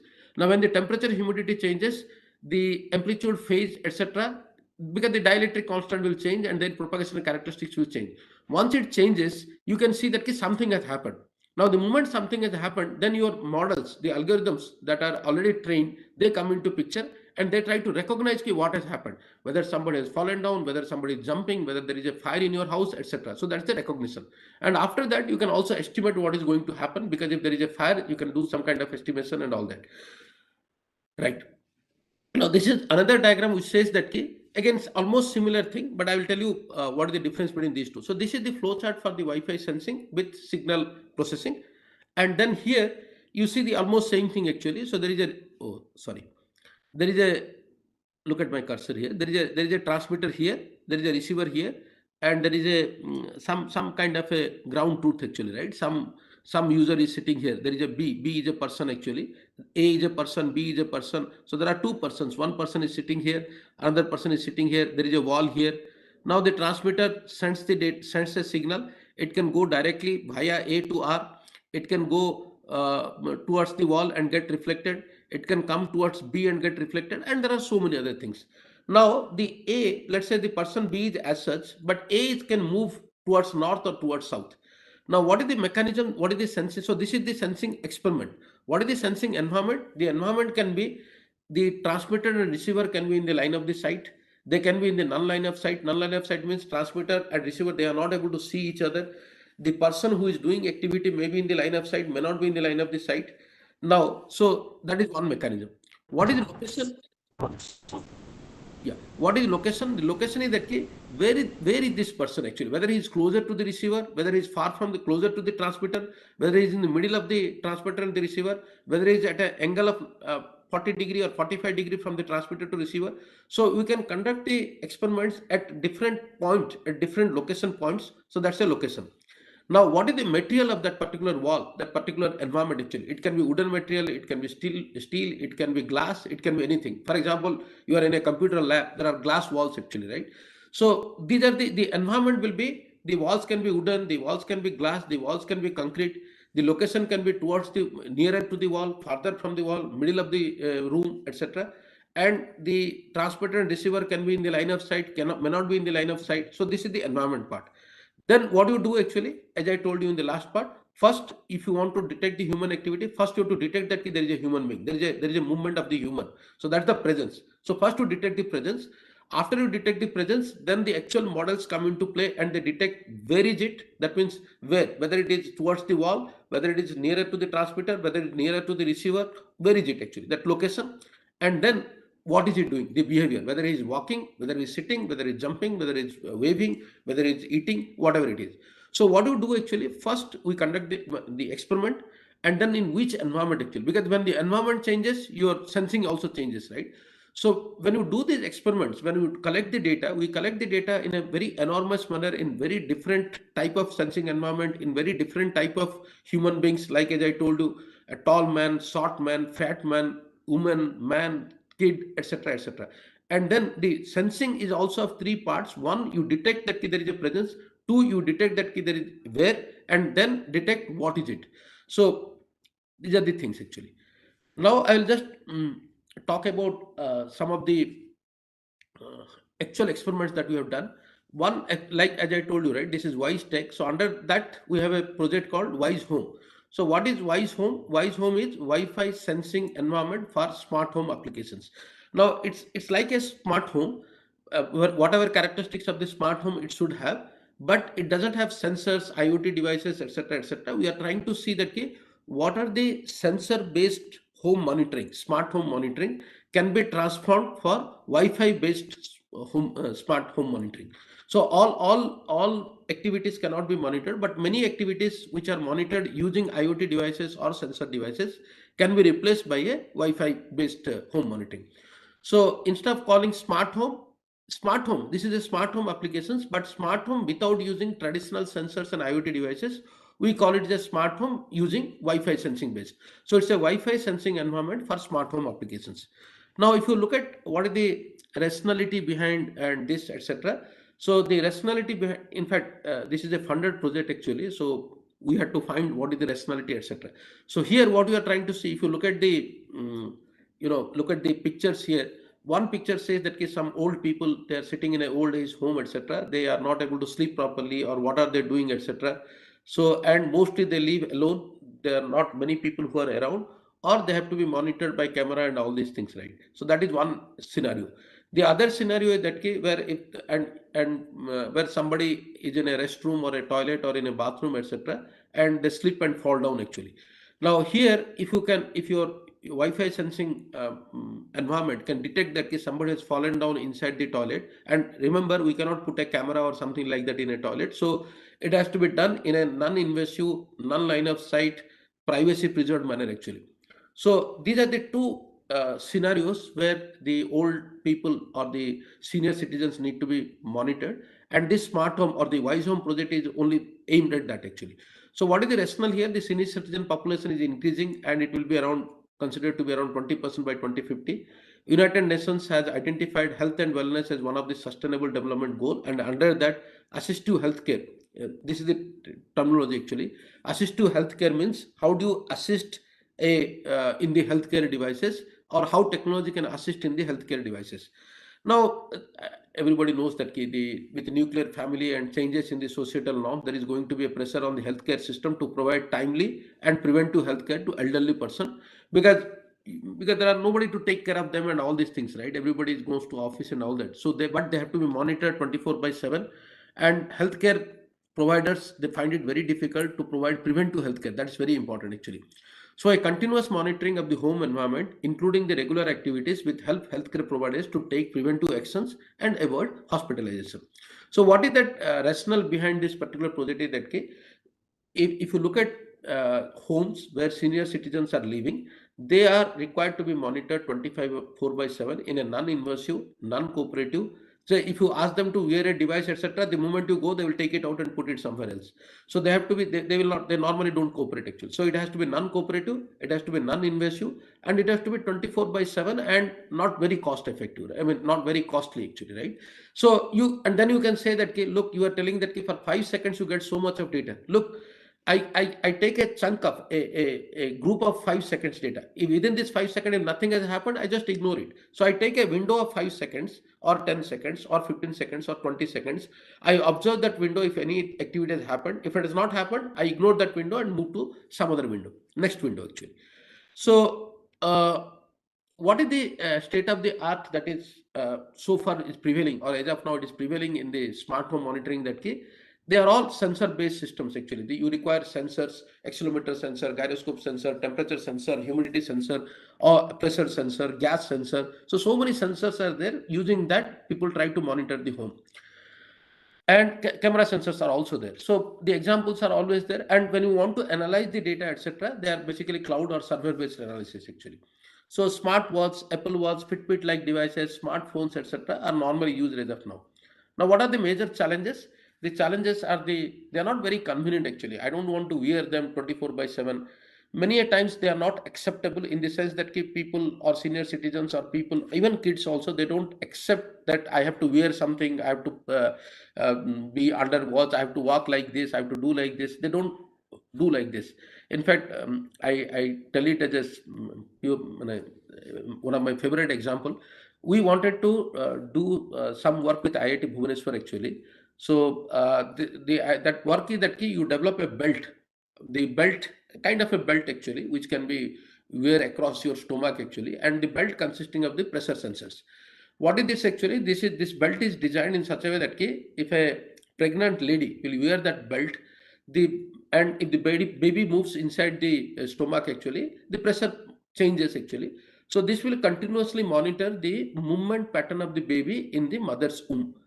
And how? Because the pressure, when the baby moves within the womb of the lady, then there will be different pressure patterns in the belt. And if the belt is continuously worn, then the pressure patterns you can do, and the doctors can know that whether the movement pattern of the baby in the mother's womb is normal or abnormal. But this project failed because nobody was coming forward to wear this belt with an apprehension that these are all electronic devices and it will affect my baby in the womb. It might affect also, you don't know.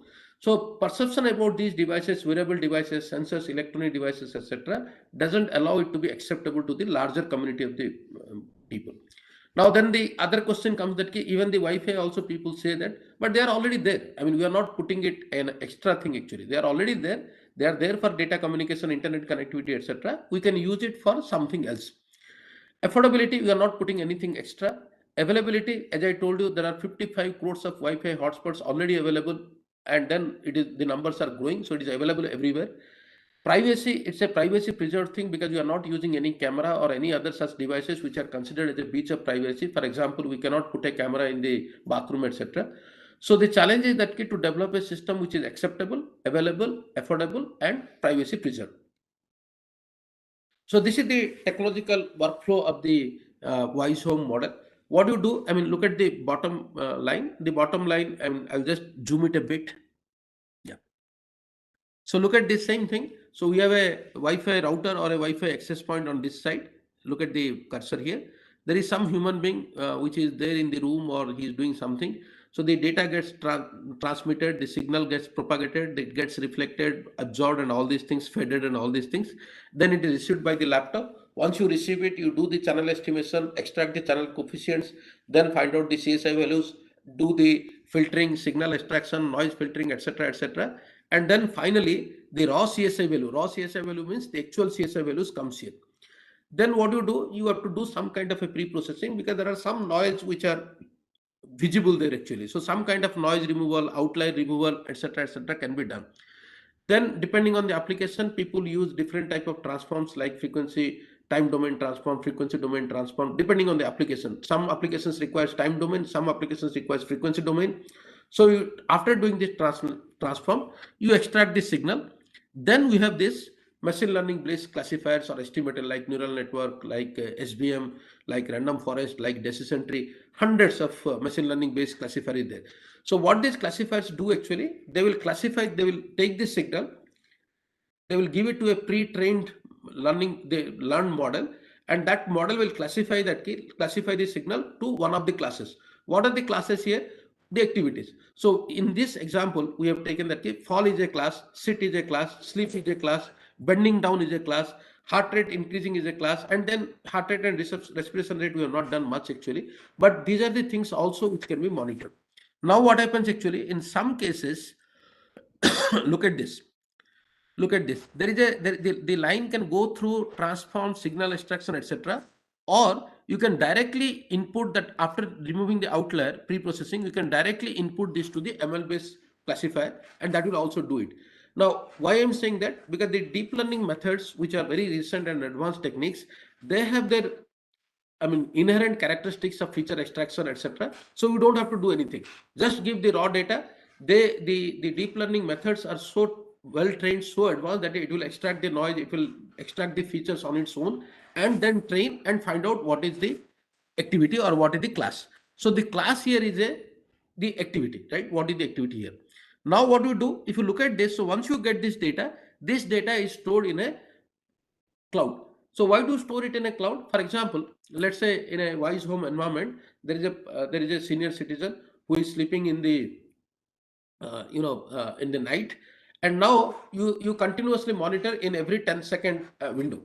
Now in every 10-second window you monitor, and then if there is some activity, you just put it on the cloud. So what happens actually, that guy will be let's say that person will be sleeping for 1 hour, and then he gets up. The moment he gets up, you detect that the person gets up, that's the class. Then you update into the cloud that at 12 midnight the person got up. Then he moved in the then after, let's say, something movement, etc. At 12:10 again you find that he's sleeping. At 1 o'clock again you say that he's getting up. Then movement, etc. So what does it mean? Somebody, let's say a close relative or a doctor, will log on to the cloud and see that what happened yesterday night. So then the doctor can get, or the relative or the friend or the son or the daughter or somebody can see that, okay, this is the pattern of that particular person in the last night. He didn't have a good sleep. He got up 10 times. He was moving around the room, let's say, for almost 1 hour. So these type of informations you can get in that particular dashboard. If you look at the dashboard on the top right hand side, so the dashboard says that how that person's movement pattern was there in a particular night, in a 12 hours window. So the technical workflow is that you collect this. So this is at the white part is the at the receiver end, and once it is done, this information, in that case, this inference is updated into a cloud so that others can monitor it. Okay. Now this is some interesting experiment what you have done. Now look at the left hand side. Left hand side is that I mean, this is a kind of a graphical representation of the experiment what you do. So there is a reflected. These are the, now look at this. There is a person. There are two walls, and there is a person who is walking or doing some activity there. And there is a transmitter, and there are receivers actually. So Wi-Fi devices. So they are all receivers, and you have access point. So the reflected signal comes, and you receive it actually. So this is how the experiment is conducted. Now look at the right hand side. So in the right hand side, oh my God. So in the right hand side, so this is inside a lab actually. So I have an access point. This is the transmitter, and I have a receiver there. And this is the lab. I mean, if you look at this, look at the cursor here. So this is the lab inside this. So there are two walls in between the transmitter and receiver, and both the walls are concrete walls, brick walls actually. The second path is the second experiment we conducted is that the access point is outside the in the corridor of the lab actually. So we have a corridor. So the access point is in the corridor. We put a receiver in the inside the lab, right? And the receiver is connected to the internet actually. So the activity was conducted where the receiver was there. Now look at this. The first picture is that both the transmitter and the receiver are outside the lab. There is nothing inside the lab. Activity was conducted. And in the second experiment, the access point, that means the Wi-Fi routers are in the corridor, that means outside the lab, but the receiver was inside the lab. So I put a receiver inside the lab, and people conducted the activity, and the receiver identified what was the activity and communicated uploaded to a cloud. And from the cloud, I see that what are the activities that are happening in the lab actually. So in both the cases, actually, if you look at this, both the cases it's a null line of sight, because the transmitter and receiver, they are not seeing each other. There are, in first case, there are two walls in between. In the second case, there is one wall in between actually. So, okay. Now, if you look at this, what are the observation and results? I would like to say. So we observed that each activity is behaving abnormal when compared to other activities. For example, jumping gives me a different pattern compared to sleeping. Sleeping gives me a different pattern compared to falling down. Falling down gives me a different pattern compared to just bending. So the activity of doing nothing. So that means if there is nobody there, or there is somebody who is standing still doing nothing, is considered as the reference.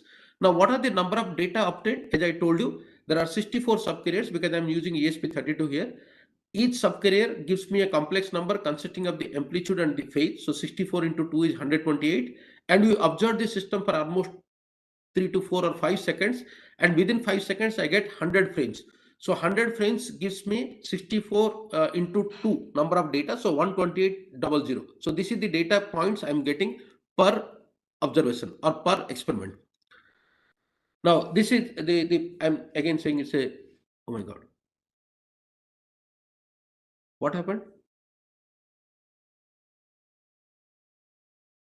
Your screen is not visible now. Something went I wrong. don't know how this sharing stopped. Again, let me try. Okay, sir.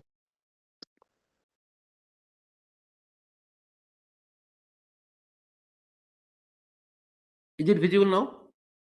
No, sir. Ooh.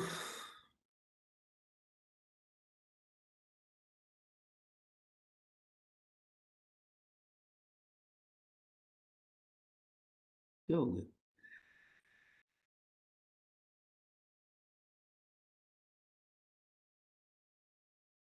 I don't know. I didn't do anything, but it is not allowing me to share now. Can somebody check, please? Prabir, I am not able to share now. Prabir, Mm, it is not showing, sir. No, I am not able hello, to share also. Prabir,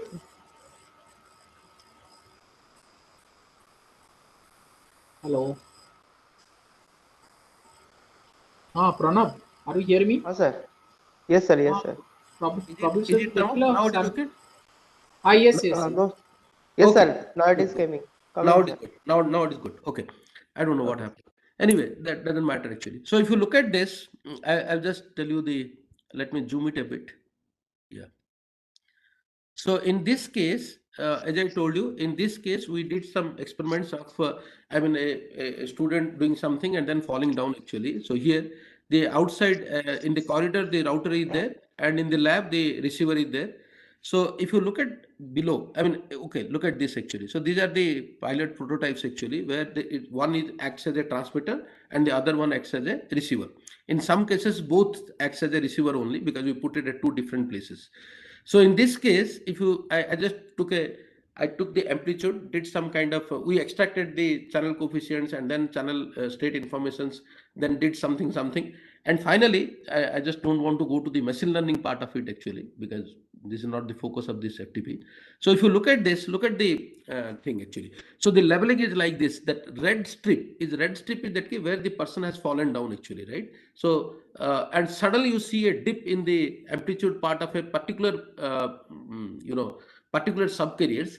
And so how do I do? We did everything actually. We did principal component analysis to find out which subcarrier is prominent for what type of activity, right? So we found that these are the 4 subcarriers which are prominent for the fall activity. These are the 8 subcarriers which are prominent for the jump activity, etc. So all these things are in the background, and we did PCA, we did independent component analysis, we did moving averages, we did everything. And after that, I'm just showing you that when you conduct this activity, there is a possibility that look at this. The blue is just standing region actually. Somebody just stands there, so that's the blue region. And then after standing, it falls down. In fact, we didn't fall down actually. He was carrying a kind of a pillow and then drop it. So that's a kind of a falling. And then again that he picks up that, so that they again stands up, so that's again the blue region, and then starts walking around the room actually. So if you see the pattern here, it's very clear actually. I mean, it's pretty good that the falling activity can easily be detected as far as the graph is concerned, where that particular person fell down during that particular red zone actually. So at that particular point in the x-axis actually, it's the time in the sense it does actually frames, and frames we collect uh, with respect to time actually, right? So when the frames are transmitted, data frames are transmitted, you get this. But here we are not worried about the data. I don't know what is being transmitted. I don't log into that particular system, right? I just get the signals, and the signal characteristics changes, and based on the signal characteristics, I'm trying to recognize what has happened here. Now the same thing, if you look at this, the same thing we have done, but only thing is that the intensity reduced a bit, because they not bit actually reduced quite a bit, and you have to use an amplifier and all that. So same thing here also. We conducted the experiment in such a way that this person falls down, gets up, falls down, gets up, falls down, gets up, etc. So we found that whenever that person falls down, or the student conducted this particular activity, we see that there is a typical change in the amplitude part, and what amplitude part correspond to which subcarrier, etc. That all pre-processing has been done. Now, this is one such experiment we have done. Now, then we found that this only this single antenna thing, right? I mean, you know about MIMO, I mean, multiple input, multiple output kind of a thing. So this single antenna gives me only one information, and you are not able to collect any phase information, because phase information you require multiple antenna to collect the phase information. So with ESP32, it's only a single antenna which gives me a single transmitter and single receiver. Now we try to conduct almost similar experiments with multiple antenna at transmitter level and multiple antenna at the receiver level. If you look at the diagrams here, actually we have a 3 antenna transmitter, and there is a Intel 5300N NIC card which also has 3 antenna at the desktop. So we connected a Intel 5300N with 3 antennas, and we also have a transmitter with a 3 antenna router. And this PCIe, that PCIe is the slot, PCI slot. We use the PCI slot to put that Intel 5300N NIC card actually. Now, why do you want to do it? As I told you, I am not able to get all types of activity with a single transmitter antenna and single receiver antenna, because the information what I get is not that fine. So we shifted that experiment. We started conducting multiple input or multi antenna kind of a thing. So here we considered 3 transmitters antennas, 3 receiver antennas, and because it is Intel 5300N, it gives me only 30 subcarriers actually. It uses a particular protocol which uses 30 subcarriers. So instead of 64, I got 30 subcarriers, but 30 transmitter 1, receiver 1, transmitter 1, receiver 2, transmitter 1, receiver 3. Similarly, transmitter 2, receiver 1. So that pairing, so into 3 into 3. So 3 into 3, that is 9. 9 into 30 subcarriers, that is 270. 270 into 100 frames, because if you observe for 5 seconds, you get almost 100 frames. Now instead of getting 1200 samples, now I get 2700 data points. Now this 2700 data points, again, it consisting of the amplitude part as well as the phase part. So we get too much of information actually per second actually. So in this case, we observe that each activity is behaving abnormal when compared to the other activities at some point of time or at a particular subcarrier. Activity doing nothing, that's what I already told you. Only difference is that there I am using single antenna as a transmitter, single antenna as a receiver. Here I am using 3 antenna transmitter and 3 antenna receiver. So now if you look at this, it's very interesting actually. We found that channel 5 means what? Subcarrier 5. Subcarrier 5, and we plotted everything. I'm not saying that all the channels are almost giving some indication, but there are some channels or some carriers which are giving a significant kind of a pattern here. Now, if you look at this stream 1 means transmitter 1 and receiver 1, and this is subcarrier 5. This is, oh sorry. So this is an activity where you can see a complete pic actually. So if you look at this, these are the blue one is the red one is the standard, like you are doing nothing or just sitting. That was the red one, and the blue one is that when you suddenly wake up or suddenly jump up. So these are the things, or suddenly fall down, etc. Right? So you see a typical pattern here. Similarly, if you look at jumping, like a kid was jumping actually. In fact, the experiment was conducted by one of my lady scholar, and she had a small baby, 2-year-old, and she came to the lab and started jumping around actually. So this jumping around also we plotted it, and we see that okay, whenever the kid jumps, we see a kind of a pattern. Similarly, this is just simply walking around actually. We didn't see much, but there is a continuous fluctuation because you are just walking around in the room non-stop. So basically, what we are trying to do is, as I told you, this gives us a kind of a feature that it gives you privacy, it gives convenience, it gives acceptability. It doesn't depend on the line of sight or environmental conditions. It doesn't work, but about lot of maintenance cost, etc., can also be avoided. So that was all about the, I say about the Wise Home project where we are working. We are also working on another project called the health care. Not care actually, that is not RE, that is RF. RF stands for the radio frequency. Now, what we have done so far is that we have used only the the 2.4 gigahertz frequency, etc. But then we thought that that is not enough for 2.4 gigahertz frequency with 3x3 antenna and all that is not enough for all types of monitoring and all that. So for healthcare monitoring, for example, heartbeat monitoring, etc., we require some kind of a high-end frequencies or low-end frequencies. We will have to conduct experiments.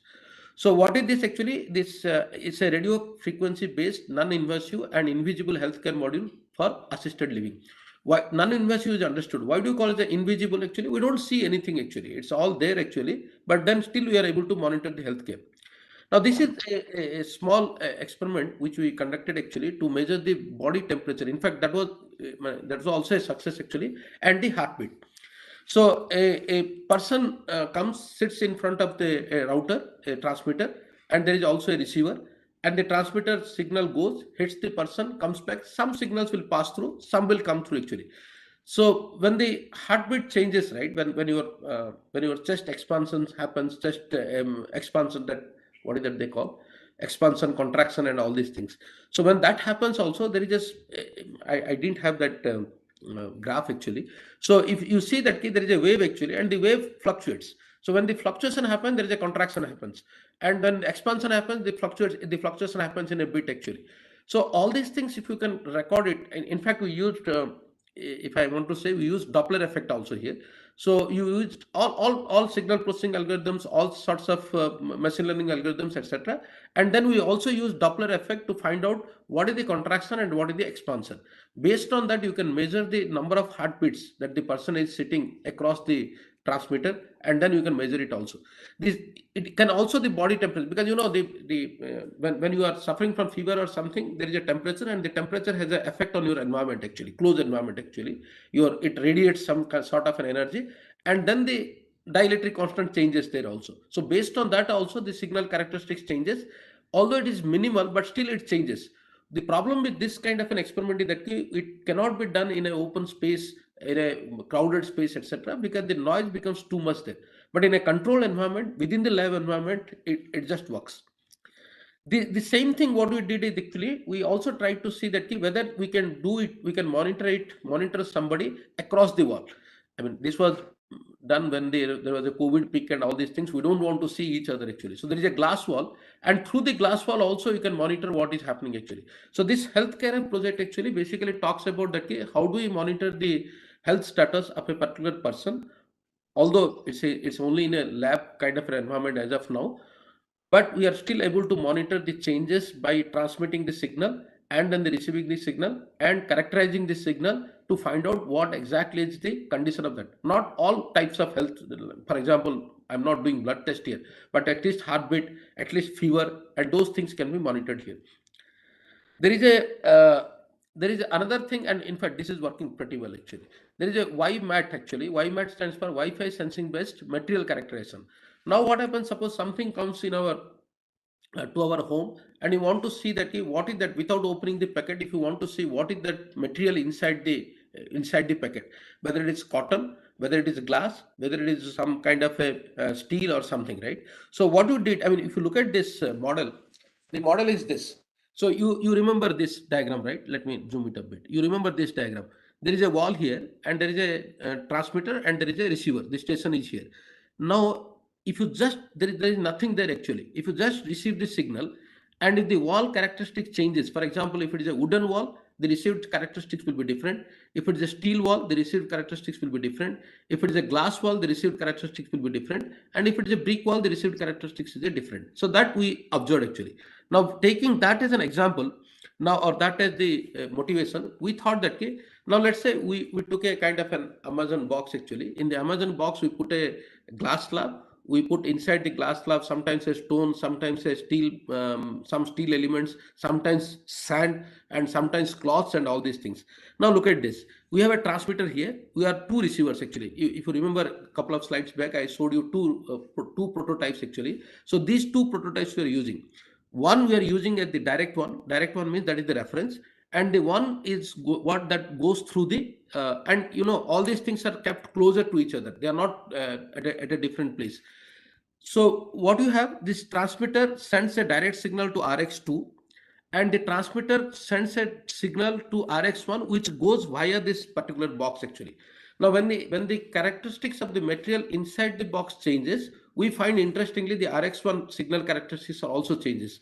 Now why do you need a RX2 here? Because of the reference actually. So the reference is air, and with reference to air, we are trying to calibrate it what is RX1. And say, for example, I'm not able to distinguish between polyester material, cotton material, or some other, or let's say some woolen material, woolen cloth. But we are we are able to distinguish woolen, wood, glass, and steel. So these four type of materials are completely distinguishable actually. without opening, I repeat, without opening the box actually. So if I get a let's say sealed packet from some Amazon or Flipkart or somewhere, I can just conduct this experiment and find out that what is there inside that particular box, whether it is steel or iron, whether it is clothes or whether it is glass or whether it is something else actually. So but we conducted the experiment with glass, stone, iron, and clothes also. I don't know how we listed clothes also here. So this is one experiment that can be done using the same principle is same.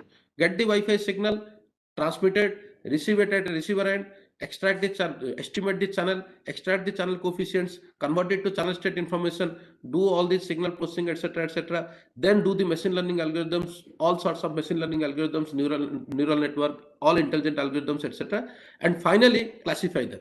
Once you classify them, the classification can be human activity, the classification can be your heartbeat, or the classification can be material, and all these things. One interesting, sorry, and I will just see. Okay, this is what an experiment actually. This through wall Wi-Fi sensing. I mean, this doesn't require a thing. If you have a Wi-Fi router, the signal will come. What is the problem here is, if you go through this, this is what is actually happening, right? But when it comes back, the whole idea is that it is buried inside the noise, because when it reflects from the wall, there is a lot of noise. The signal strength reduces quite a bit. But what people have done, I mean, this is not our work actually. I mean, this I'm quoting from somebody else's work.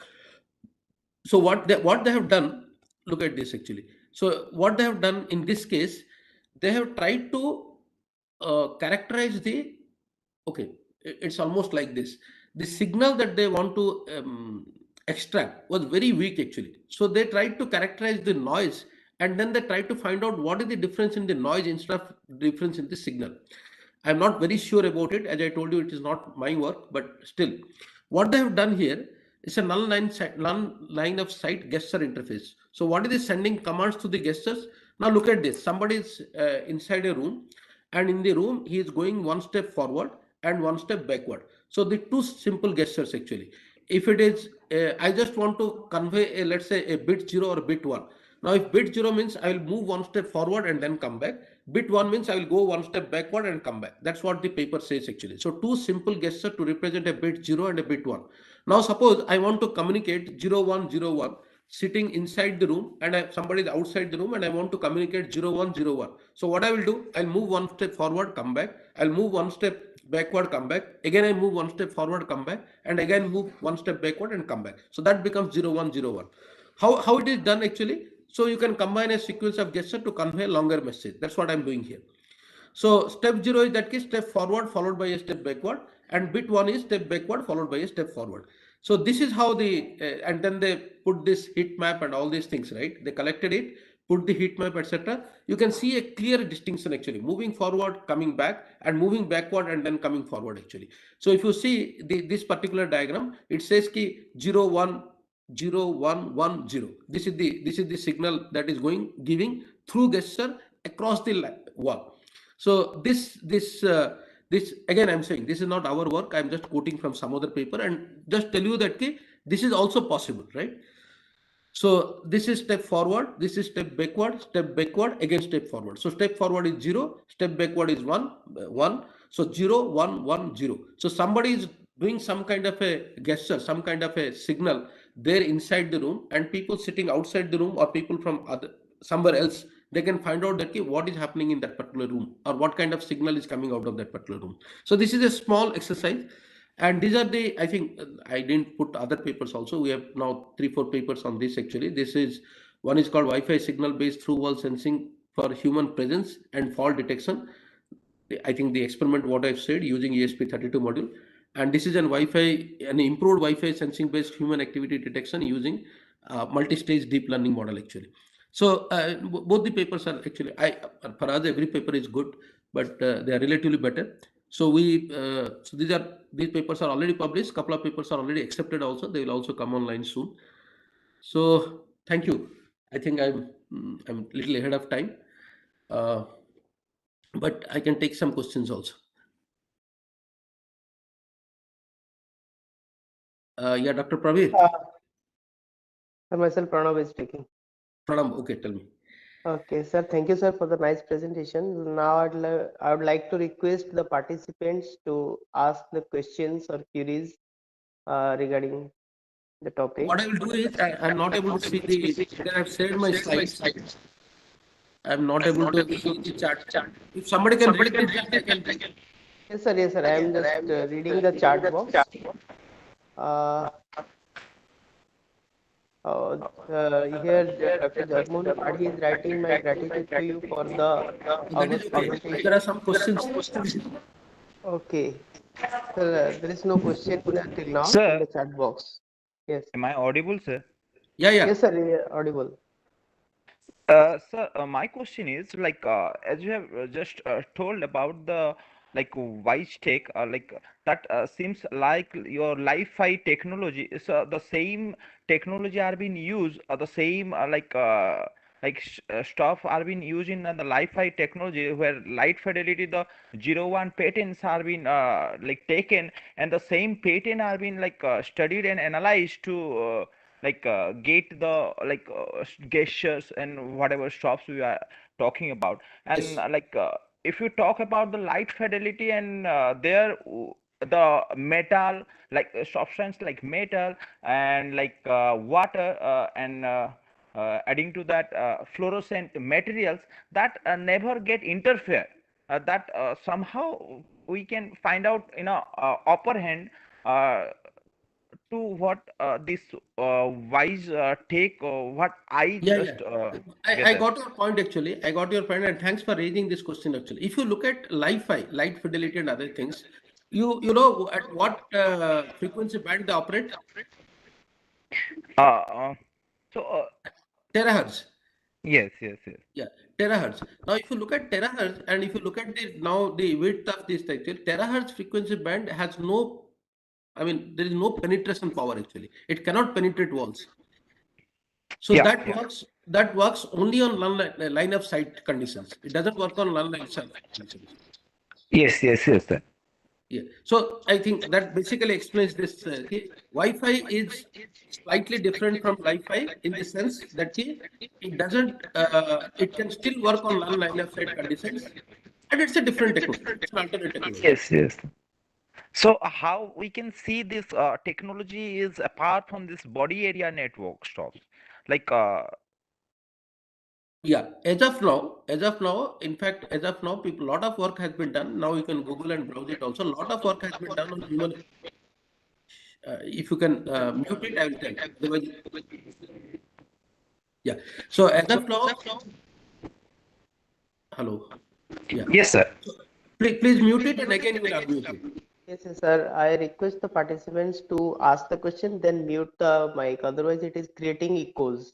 Yes, yes, yes. Okay. So I think what was the question? I forgot.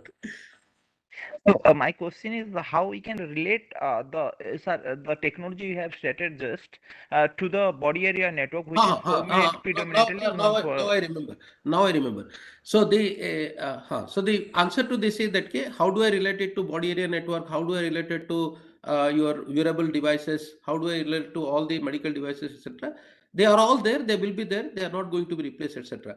I repeat, this is an alternate technology when this is useful for non-cooperative sensing. I mean, non-cooperative means you don't have to wear anything. You don't have to cooperate with the sensing system, because as I told you, right, one of the example is that you design a belt kind of a thing to monitor the movement of the baby in the mother's womb. That didn't work because people refused to wear it.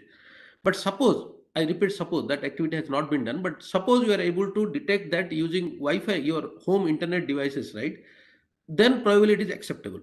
So this technology is slightly different from other technologies, but it can also be used for those applications where those, for example, camera based, right? Human activity detection using camera or video are a much more robust, foolproof technology, almost foolproof. But now the question comes that can you put camera everywhere? Or can you put, can camera work in a dark environment? Can camera work on this environment, that environment, etc.? Or don't you think that camera is a encroachment or privacy encroachment kind of a thing? So under those circumstances, this seems to be an alternate technology. And it comes out, I mean, I tell you, it is coming out as a kind of a huge, like machine learning, right? When AI and machine learning came initially, people thought, no, no, no, it's not going to work. This is only data centric. You give 2 data to learn something, you give 5 data to learn something, but it has its own limitations. But soon people realize that the machine learning is giving better result compared to certain human beings also in certain examples. So it's almost like that. It's maturing because, and I tell you also, from computer science perspective, actually, computer science perspective, it has matured quite a lot. But I tell you again, this from the signal processing perspective, actually, it has not matured quite a lot actually, because the CSI values what you get or the channel coefficients what you get are still noisy, are still far from clean actually. So that's where a lot of problems are happening, and there is a lot of scope for people who are working on signal processing or signal filtering or etc.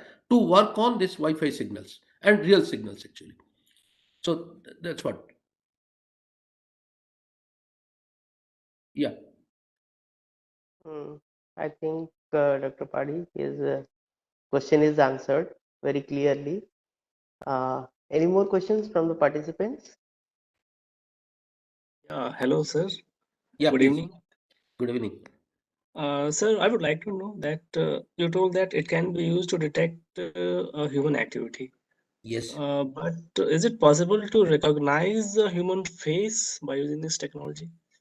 As of now, no, but it is possible to detect the human, which person it is. So which person means how, like Person means, what? for example, as I told you, right? I am able to, we are able to detect, but it is difficult actually. As I told you, it depends on the shape, height, structure, etc. of that particular person, and depending on that, you can find it out. But suppose me and my brother is just 1 year different, and we are all almost of same size, etc. It's difficult to distinguish. But it can distinguish between a kid, between a dog, between a bullock, between a normal person. So this is possible. But face detection, etc., is not possible. Not possible means as of now it is not. I have not seen anything of that sort. But Okay, sir. yes, And it can distinguish between human beings, animals, and other things actually. But it's basically structure based actually. okay, sir. I, And so I'll, one I'll more tell you one thing. thing. I'll tell you one thing. I show you the. I'll just go back. I showed. I mean, this figure you see that if you do a proper experiment actually with multiple antennas with multiple receivers etc., not with single antenna single receiver or a one transmitter one receiver, people have done some experiments using multiple transmitters and multiple receivers, and look at this image actually, that heat map. That heat maps will give you, I mean, if you can combine this heat map, I mean overlap this heat map for continuously 8 or 10 heat map, you get a structure of a human person actually, a person, you get a structure. So that structure will give you a kind of a shade, a kind of a shadow, right? From this shadow, I think still you can make out who is that person. You got my point? Yes, sir. So what I'm the picture, I think the slide is still visible. I've still said it. If you look at this Yes. heat maps actually, if you do with multiple transmitter, multiple receiver, etc., people have done some experiments where these you get all these images actually. Sometimes you get the image like a hand, sometimes you get an image of a chest, and the chest is considered to be the reference point actually, because the chest doesn't move much, other body parts move much. So, and from there, in some time frame, you get a heat map of the face. Some time frame, you get the heat map of the hand. And then if you superimpose all these things, you get a structure of a human being actually. If it's a human being, you get a structure of a human being. And that structure tells you that whether he's a fat person, tall person, short person, etc. And probably with some kind of a training, you can find out that, okay, who is that person? Yes, sir. And so one more point, like how much time does it take to train this system? Like you told that it needs to be Okay, trained. training the system takes hell lot of time, but testing doesn't take any time. It takes seconds, not even a second, less than a second. What do you have to do actually? You have to take the model means it's a trained matrix that with values actually. Take this value, multiply it, and find out what is the result. So, recognizing the activity or detecting the activity doesn't take time. But yes, for training, because you have to do hundreds of data, hundreds of experiments, collect huge amount of data, and I didn't, because this is not about machine learning. I didn't talk about that. We also used a technique called generative adversarial network, where we created data from the system, which matches with these type of experiments actually, right? So I say, let's say falling down, right? I created some 20 data set, 20 falls. I cannot create 20,000 falls actually. Then I used generative adversarial network technology, so that from this 100 data set, I created another 500 data set, which are almost equal, similar to the 100 data set. Then I used this 600 data set to training my model. This took time. This took enough time actually. It takes days together to train. But once it is trained, the recognition doesn't take time. So we did the training using, in fact, we used a GPU system to train it actually. So you trained it, and after training, you can put that model into even a small device like Raspberry Pi or a ESP32, and then it works. Yes, sir. Thank you, sir. Thank you. Good. Sir, is it detecting the color? No. Color are also visible spectrum, that is a portion of electromagnetic spectrum. It's not working on visible spectrum, right? It is not working on visible spectrum. But electromagnetic radiation, that must be maybe some radiation or reflection, refraction sort of things may be happening. I don't know. Different color having. I mean, it's a good idea, but I have not done that, and I have not read any paper regarding that. Yeah. That is a part of the hyperspectral, that type of the work. Yes. Yes. Actually, sir, I think whatever the questions previously asked, that whether it is possible for the face recognition or not, I think it may be possible, because sir, when it is depend upon, because the recognition is depend upon the structure. Okay. Yes. But if that recognition we means target oriented. Suppose we just separate it into blocks like that. Okay. Suppose there is a face, so we target some of the portion of the face like that. Then it may be possible, because the heat map of the eyes, nose, maybe and possible. Maybe possible. Maybe possible. Possible. Yes. But if you look at this type of work, right, it's all in last 4 years, 4 years actually. So far, I have not seen that type of work, but maybe possible. It should be integrated to the that means part, means some portion like that. Then we can yes, like that. Yeah. Then it is What possible. what you are suggesting is that you can have multiple multiple transmitter receivers Yes, in sir. a Exactly. in a close proximity, Yes, and sir. then probably you should be able to detect the face, because the Yes. face structure can be detected. Yes. And from the face structure, if you can make out, that's okay. There is no problem. Then, So yes, sir. structure is perfect actually. We are able to detect the structure of that Structure. particular object very nicely. Yes, But nice. only if only structure is enough, I don't. That's good. But other than that, we are not. I'm not able to detect anything as of now. Sir, in case of the face recognition, most of the things are in the depend on the structure. That means the what is the connecting point in between the nose, eyes, and shape of the eyes and toes, like that. Good. It's a good Forehead. idea actually, but I've not done Yes. that actually. So I don't know. Yes. Maybe we have to do a lot of. We have to try with multiple transmitters, multiple receivers, with multiple transmitting power and all these things. Then we have to see. But it's a good idea. I thought it cannot be done. Yes. Good. But very good presentation, sir. Yes. Thank you very much. Yes, sir. Sir, if there is no question, then we should conclude.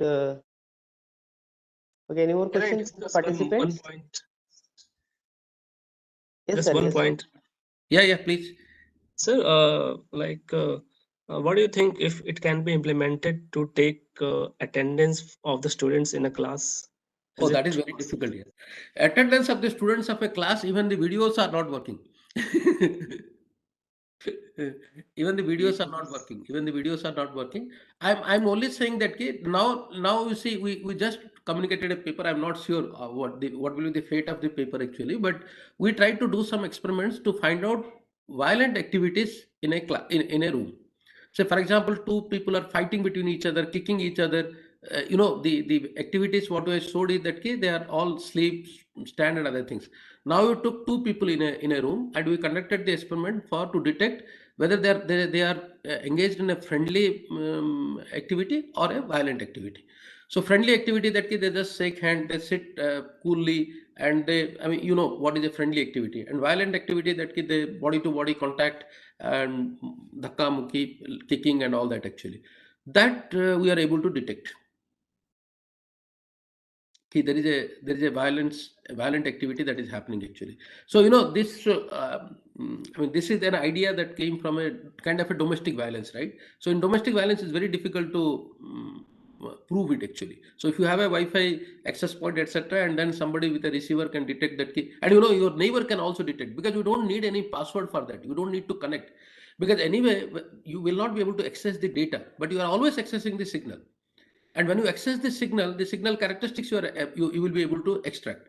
You will not be able to extract the data, and which I don't bother. What is the data that is transmission? So for example, if I have a access point in my neighbor's place or in my front door neighbor, I'm always getting the signal. And if I can characterize that signal, extract it, probably I will be able to make out what is happening there. So attendance, I'm not sure, but violent activities we have done, and we have communicated to people also. Okay, sir. Okay, sir. Thank you, sir. Sir, I have a small question. Please. Myself, Pranav. Sir, whenever we are using the ISI band, 2.4 gigahertz, that is we are availing it free of cost. Unlicensed Whenever band. we are doing with the higher bandwidth like 5 gigahertz band, that must be with some cost. Is it? 5 gigahertz is also free. Okay, that is also free. That is also free. Okay. You have in your home also now, all these new routers are actually coming with dual band, 2.4 or 5 gigahertz. Okay, Now, that means so for example, in my home go now, for I'm any sitting. bandwidth reservation. No. What happens is that in 2.4 and 5 gigahertz, let me tell you the difference. In 2.4 gigahertz, it can go. I mean, you know that lambda, right? That wavelength Yes, and all yes. that. When it becomes 5 gigahertz, actually, the lambda becomes very low. Very small. Very small. So then the penetration power is less. For example, Yes, now yes. when I'm doing the talk here, I'm sitting in the drawing room where the access point is there. Now I'm connected. My laptop is connected with 5 gigahertz. Yes, sir. Yes. Because then the data speed and all these things are very high. But if I go to my bedroom, I don't connect to 5 gigahertz. I connect to 2.4 gigahertz. Okay, okay. Understood, sir. Yeah. Got it, sir. Okay, sir. Thank you, sir, for Thank you. nicely presenting the topic human activity recognition using Wi-Fi signal propagations. Sir, you have nicely presented the fundamentals and the deep ideas on wireless sensing network and their applications. I'm very much impressed on that. Although you have told many times that you are not good in the wireless sense, means the communication part, but you have nicely presented all the communication things. Sir, you have nicely explained the IEEE protocols, IEEE 802.11 protocols with different approaches of research area and their applications. The process of channel extraction and estimation criteria you have explained very much, and those are very much informative, and that will definitely help us in implementing that ideas into our research work in other application areas. And sir, you nicely explained the concept of ISA and equalization. Although many times within that you have said the same word, you do not have a very much clear idea. But To be just honest, for actually, I guide don't have much idea, but still. no, sir. But how much you have explained, that was very much clear and very much stick to line and very much informative. So I mentioned that one. And you also, sir, explained different algorithms that for the channel estimation, and the recent advances you have explained regarding the Wi-Fi sensitivity network, very much informative, and the project you discussed as the Wise Home, that is very much impressive and very much rational. And the application of the smart healthcare application is nice, and the challenges will help us in implementing in our research work. The work you have explained in your lab is very much impressive, as those all are performed in the real-time applications, and they are continuously motivating us to do such experiments in our periphery. And lastly, I would like to, sir, request you, whenever, sir, you are coming to this Sambalpur University or somewhere near Sambalpur, you are most welcome to visit our institute, and I always go. You don't have to ask me. we will be glad to interact our students with you, so that they will Very also good. get blessings of you. Thank you. Thank you. It's our job. Wherever I will go, I will come. I will definitely come. I don't go anywhere else actually. I go there only. Thank you, sir. Thank you, sir. Thank you. So thank you everybody. Have a good Thank you, night. sir. Sir, namaskar. नमस्कार नमस्कार Good night, sir. नमस्कार ଆସିଲେ sir ଦେଖା ହବ ଆପଣଙ୍କ ସାଙ୍ଗରେ। ନିଶ୍ଚୟ ଦେଖା ହବ Sir, and ଅନ୍ୟ କଲିଗ ମାନଙ୍କୁ ବି କହିଦେବେ ରଶ୍ମି ଏମାନେ ସମସ୍ତେ ଅଛନ୍ତି ସେଠି ହଁ sir, ସମସ୍ତେ ଲାଇନ ରେ ଅଛନ୍ତି sir। ଲାଇନ ରେ ଅଛନ୍ତି କି ତ ସମସ୍ତଙ୍କୁ କହିଦେବେ they must be doing good actually Okay. Sir, namaskar. ନମସ୍କାର Sir, good it is good that so many people they interacted and they ask questions because presentation quality is always reflected through the question answering. thank you And Today you total made number of participants were at 51. okay good that doesn't matter actually you discuss a very live work and very interesting. And yeah let us I'm see. also quite motivated about this work actually so I Let us see a see. lot of Let us see. You thrown so many problem for us. Let us see how we can go about that because what I am finding also there is a lot of scope for us to contribute in this area. Okay, yes because you have a large amount of data and you need some amount of appropriation always. And so let us see that we also because I am also trying to look at the closely the work and we discuss how we can some collaboration possible on that area, particularly on signal processing. Some very interesting high impact papers have come out recently actually because it's very recent work actually. People started Okay. working on this. No, it is very well, these are time demanding problems. And it is very much required because the Wi-Fi enable this accessing or sensing might be they're taking up these problems. Earlier there are few problems people they tried to compressive sensing. Yes, Yeah, yes. few problems they asked that attempted, but null line of sight access, sensing and all these things. It is very interesting. Very That interesting. is actually giving weightage to the Wi-Fi sensing. Yes. That's the key actually. This null Right. line of sight and particular penetration coverage and all these things are giving. And there's a lot of demand in the defense also. Many people are Yeah, interested in. yeah, yeah. There is a lot of you told about the channel state estimation. Yes, channel state estimation is really a problem. It's a It big is problem. problem for not only for that, for communication people, those who are working on the MIMO systems and the receivers, they are working on that. Okay, so yes, we will look into that. How some collaboration possible on that side? Definitely. Yes, sir. Good, sir. Good night. Thank So, you. Thank you again. thank Ah, you. I Thank you. think on 6th you are coming this side, so we Yeah. look We'll forward to meet meet actually. you. We'll meet. Definitely meet. Thank you. Thank you. Bye bye. Bye. Sir, Good night. Good night. Good night. Good night. good night, sir. Good night, sir.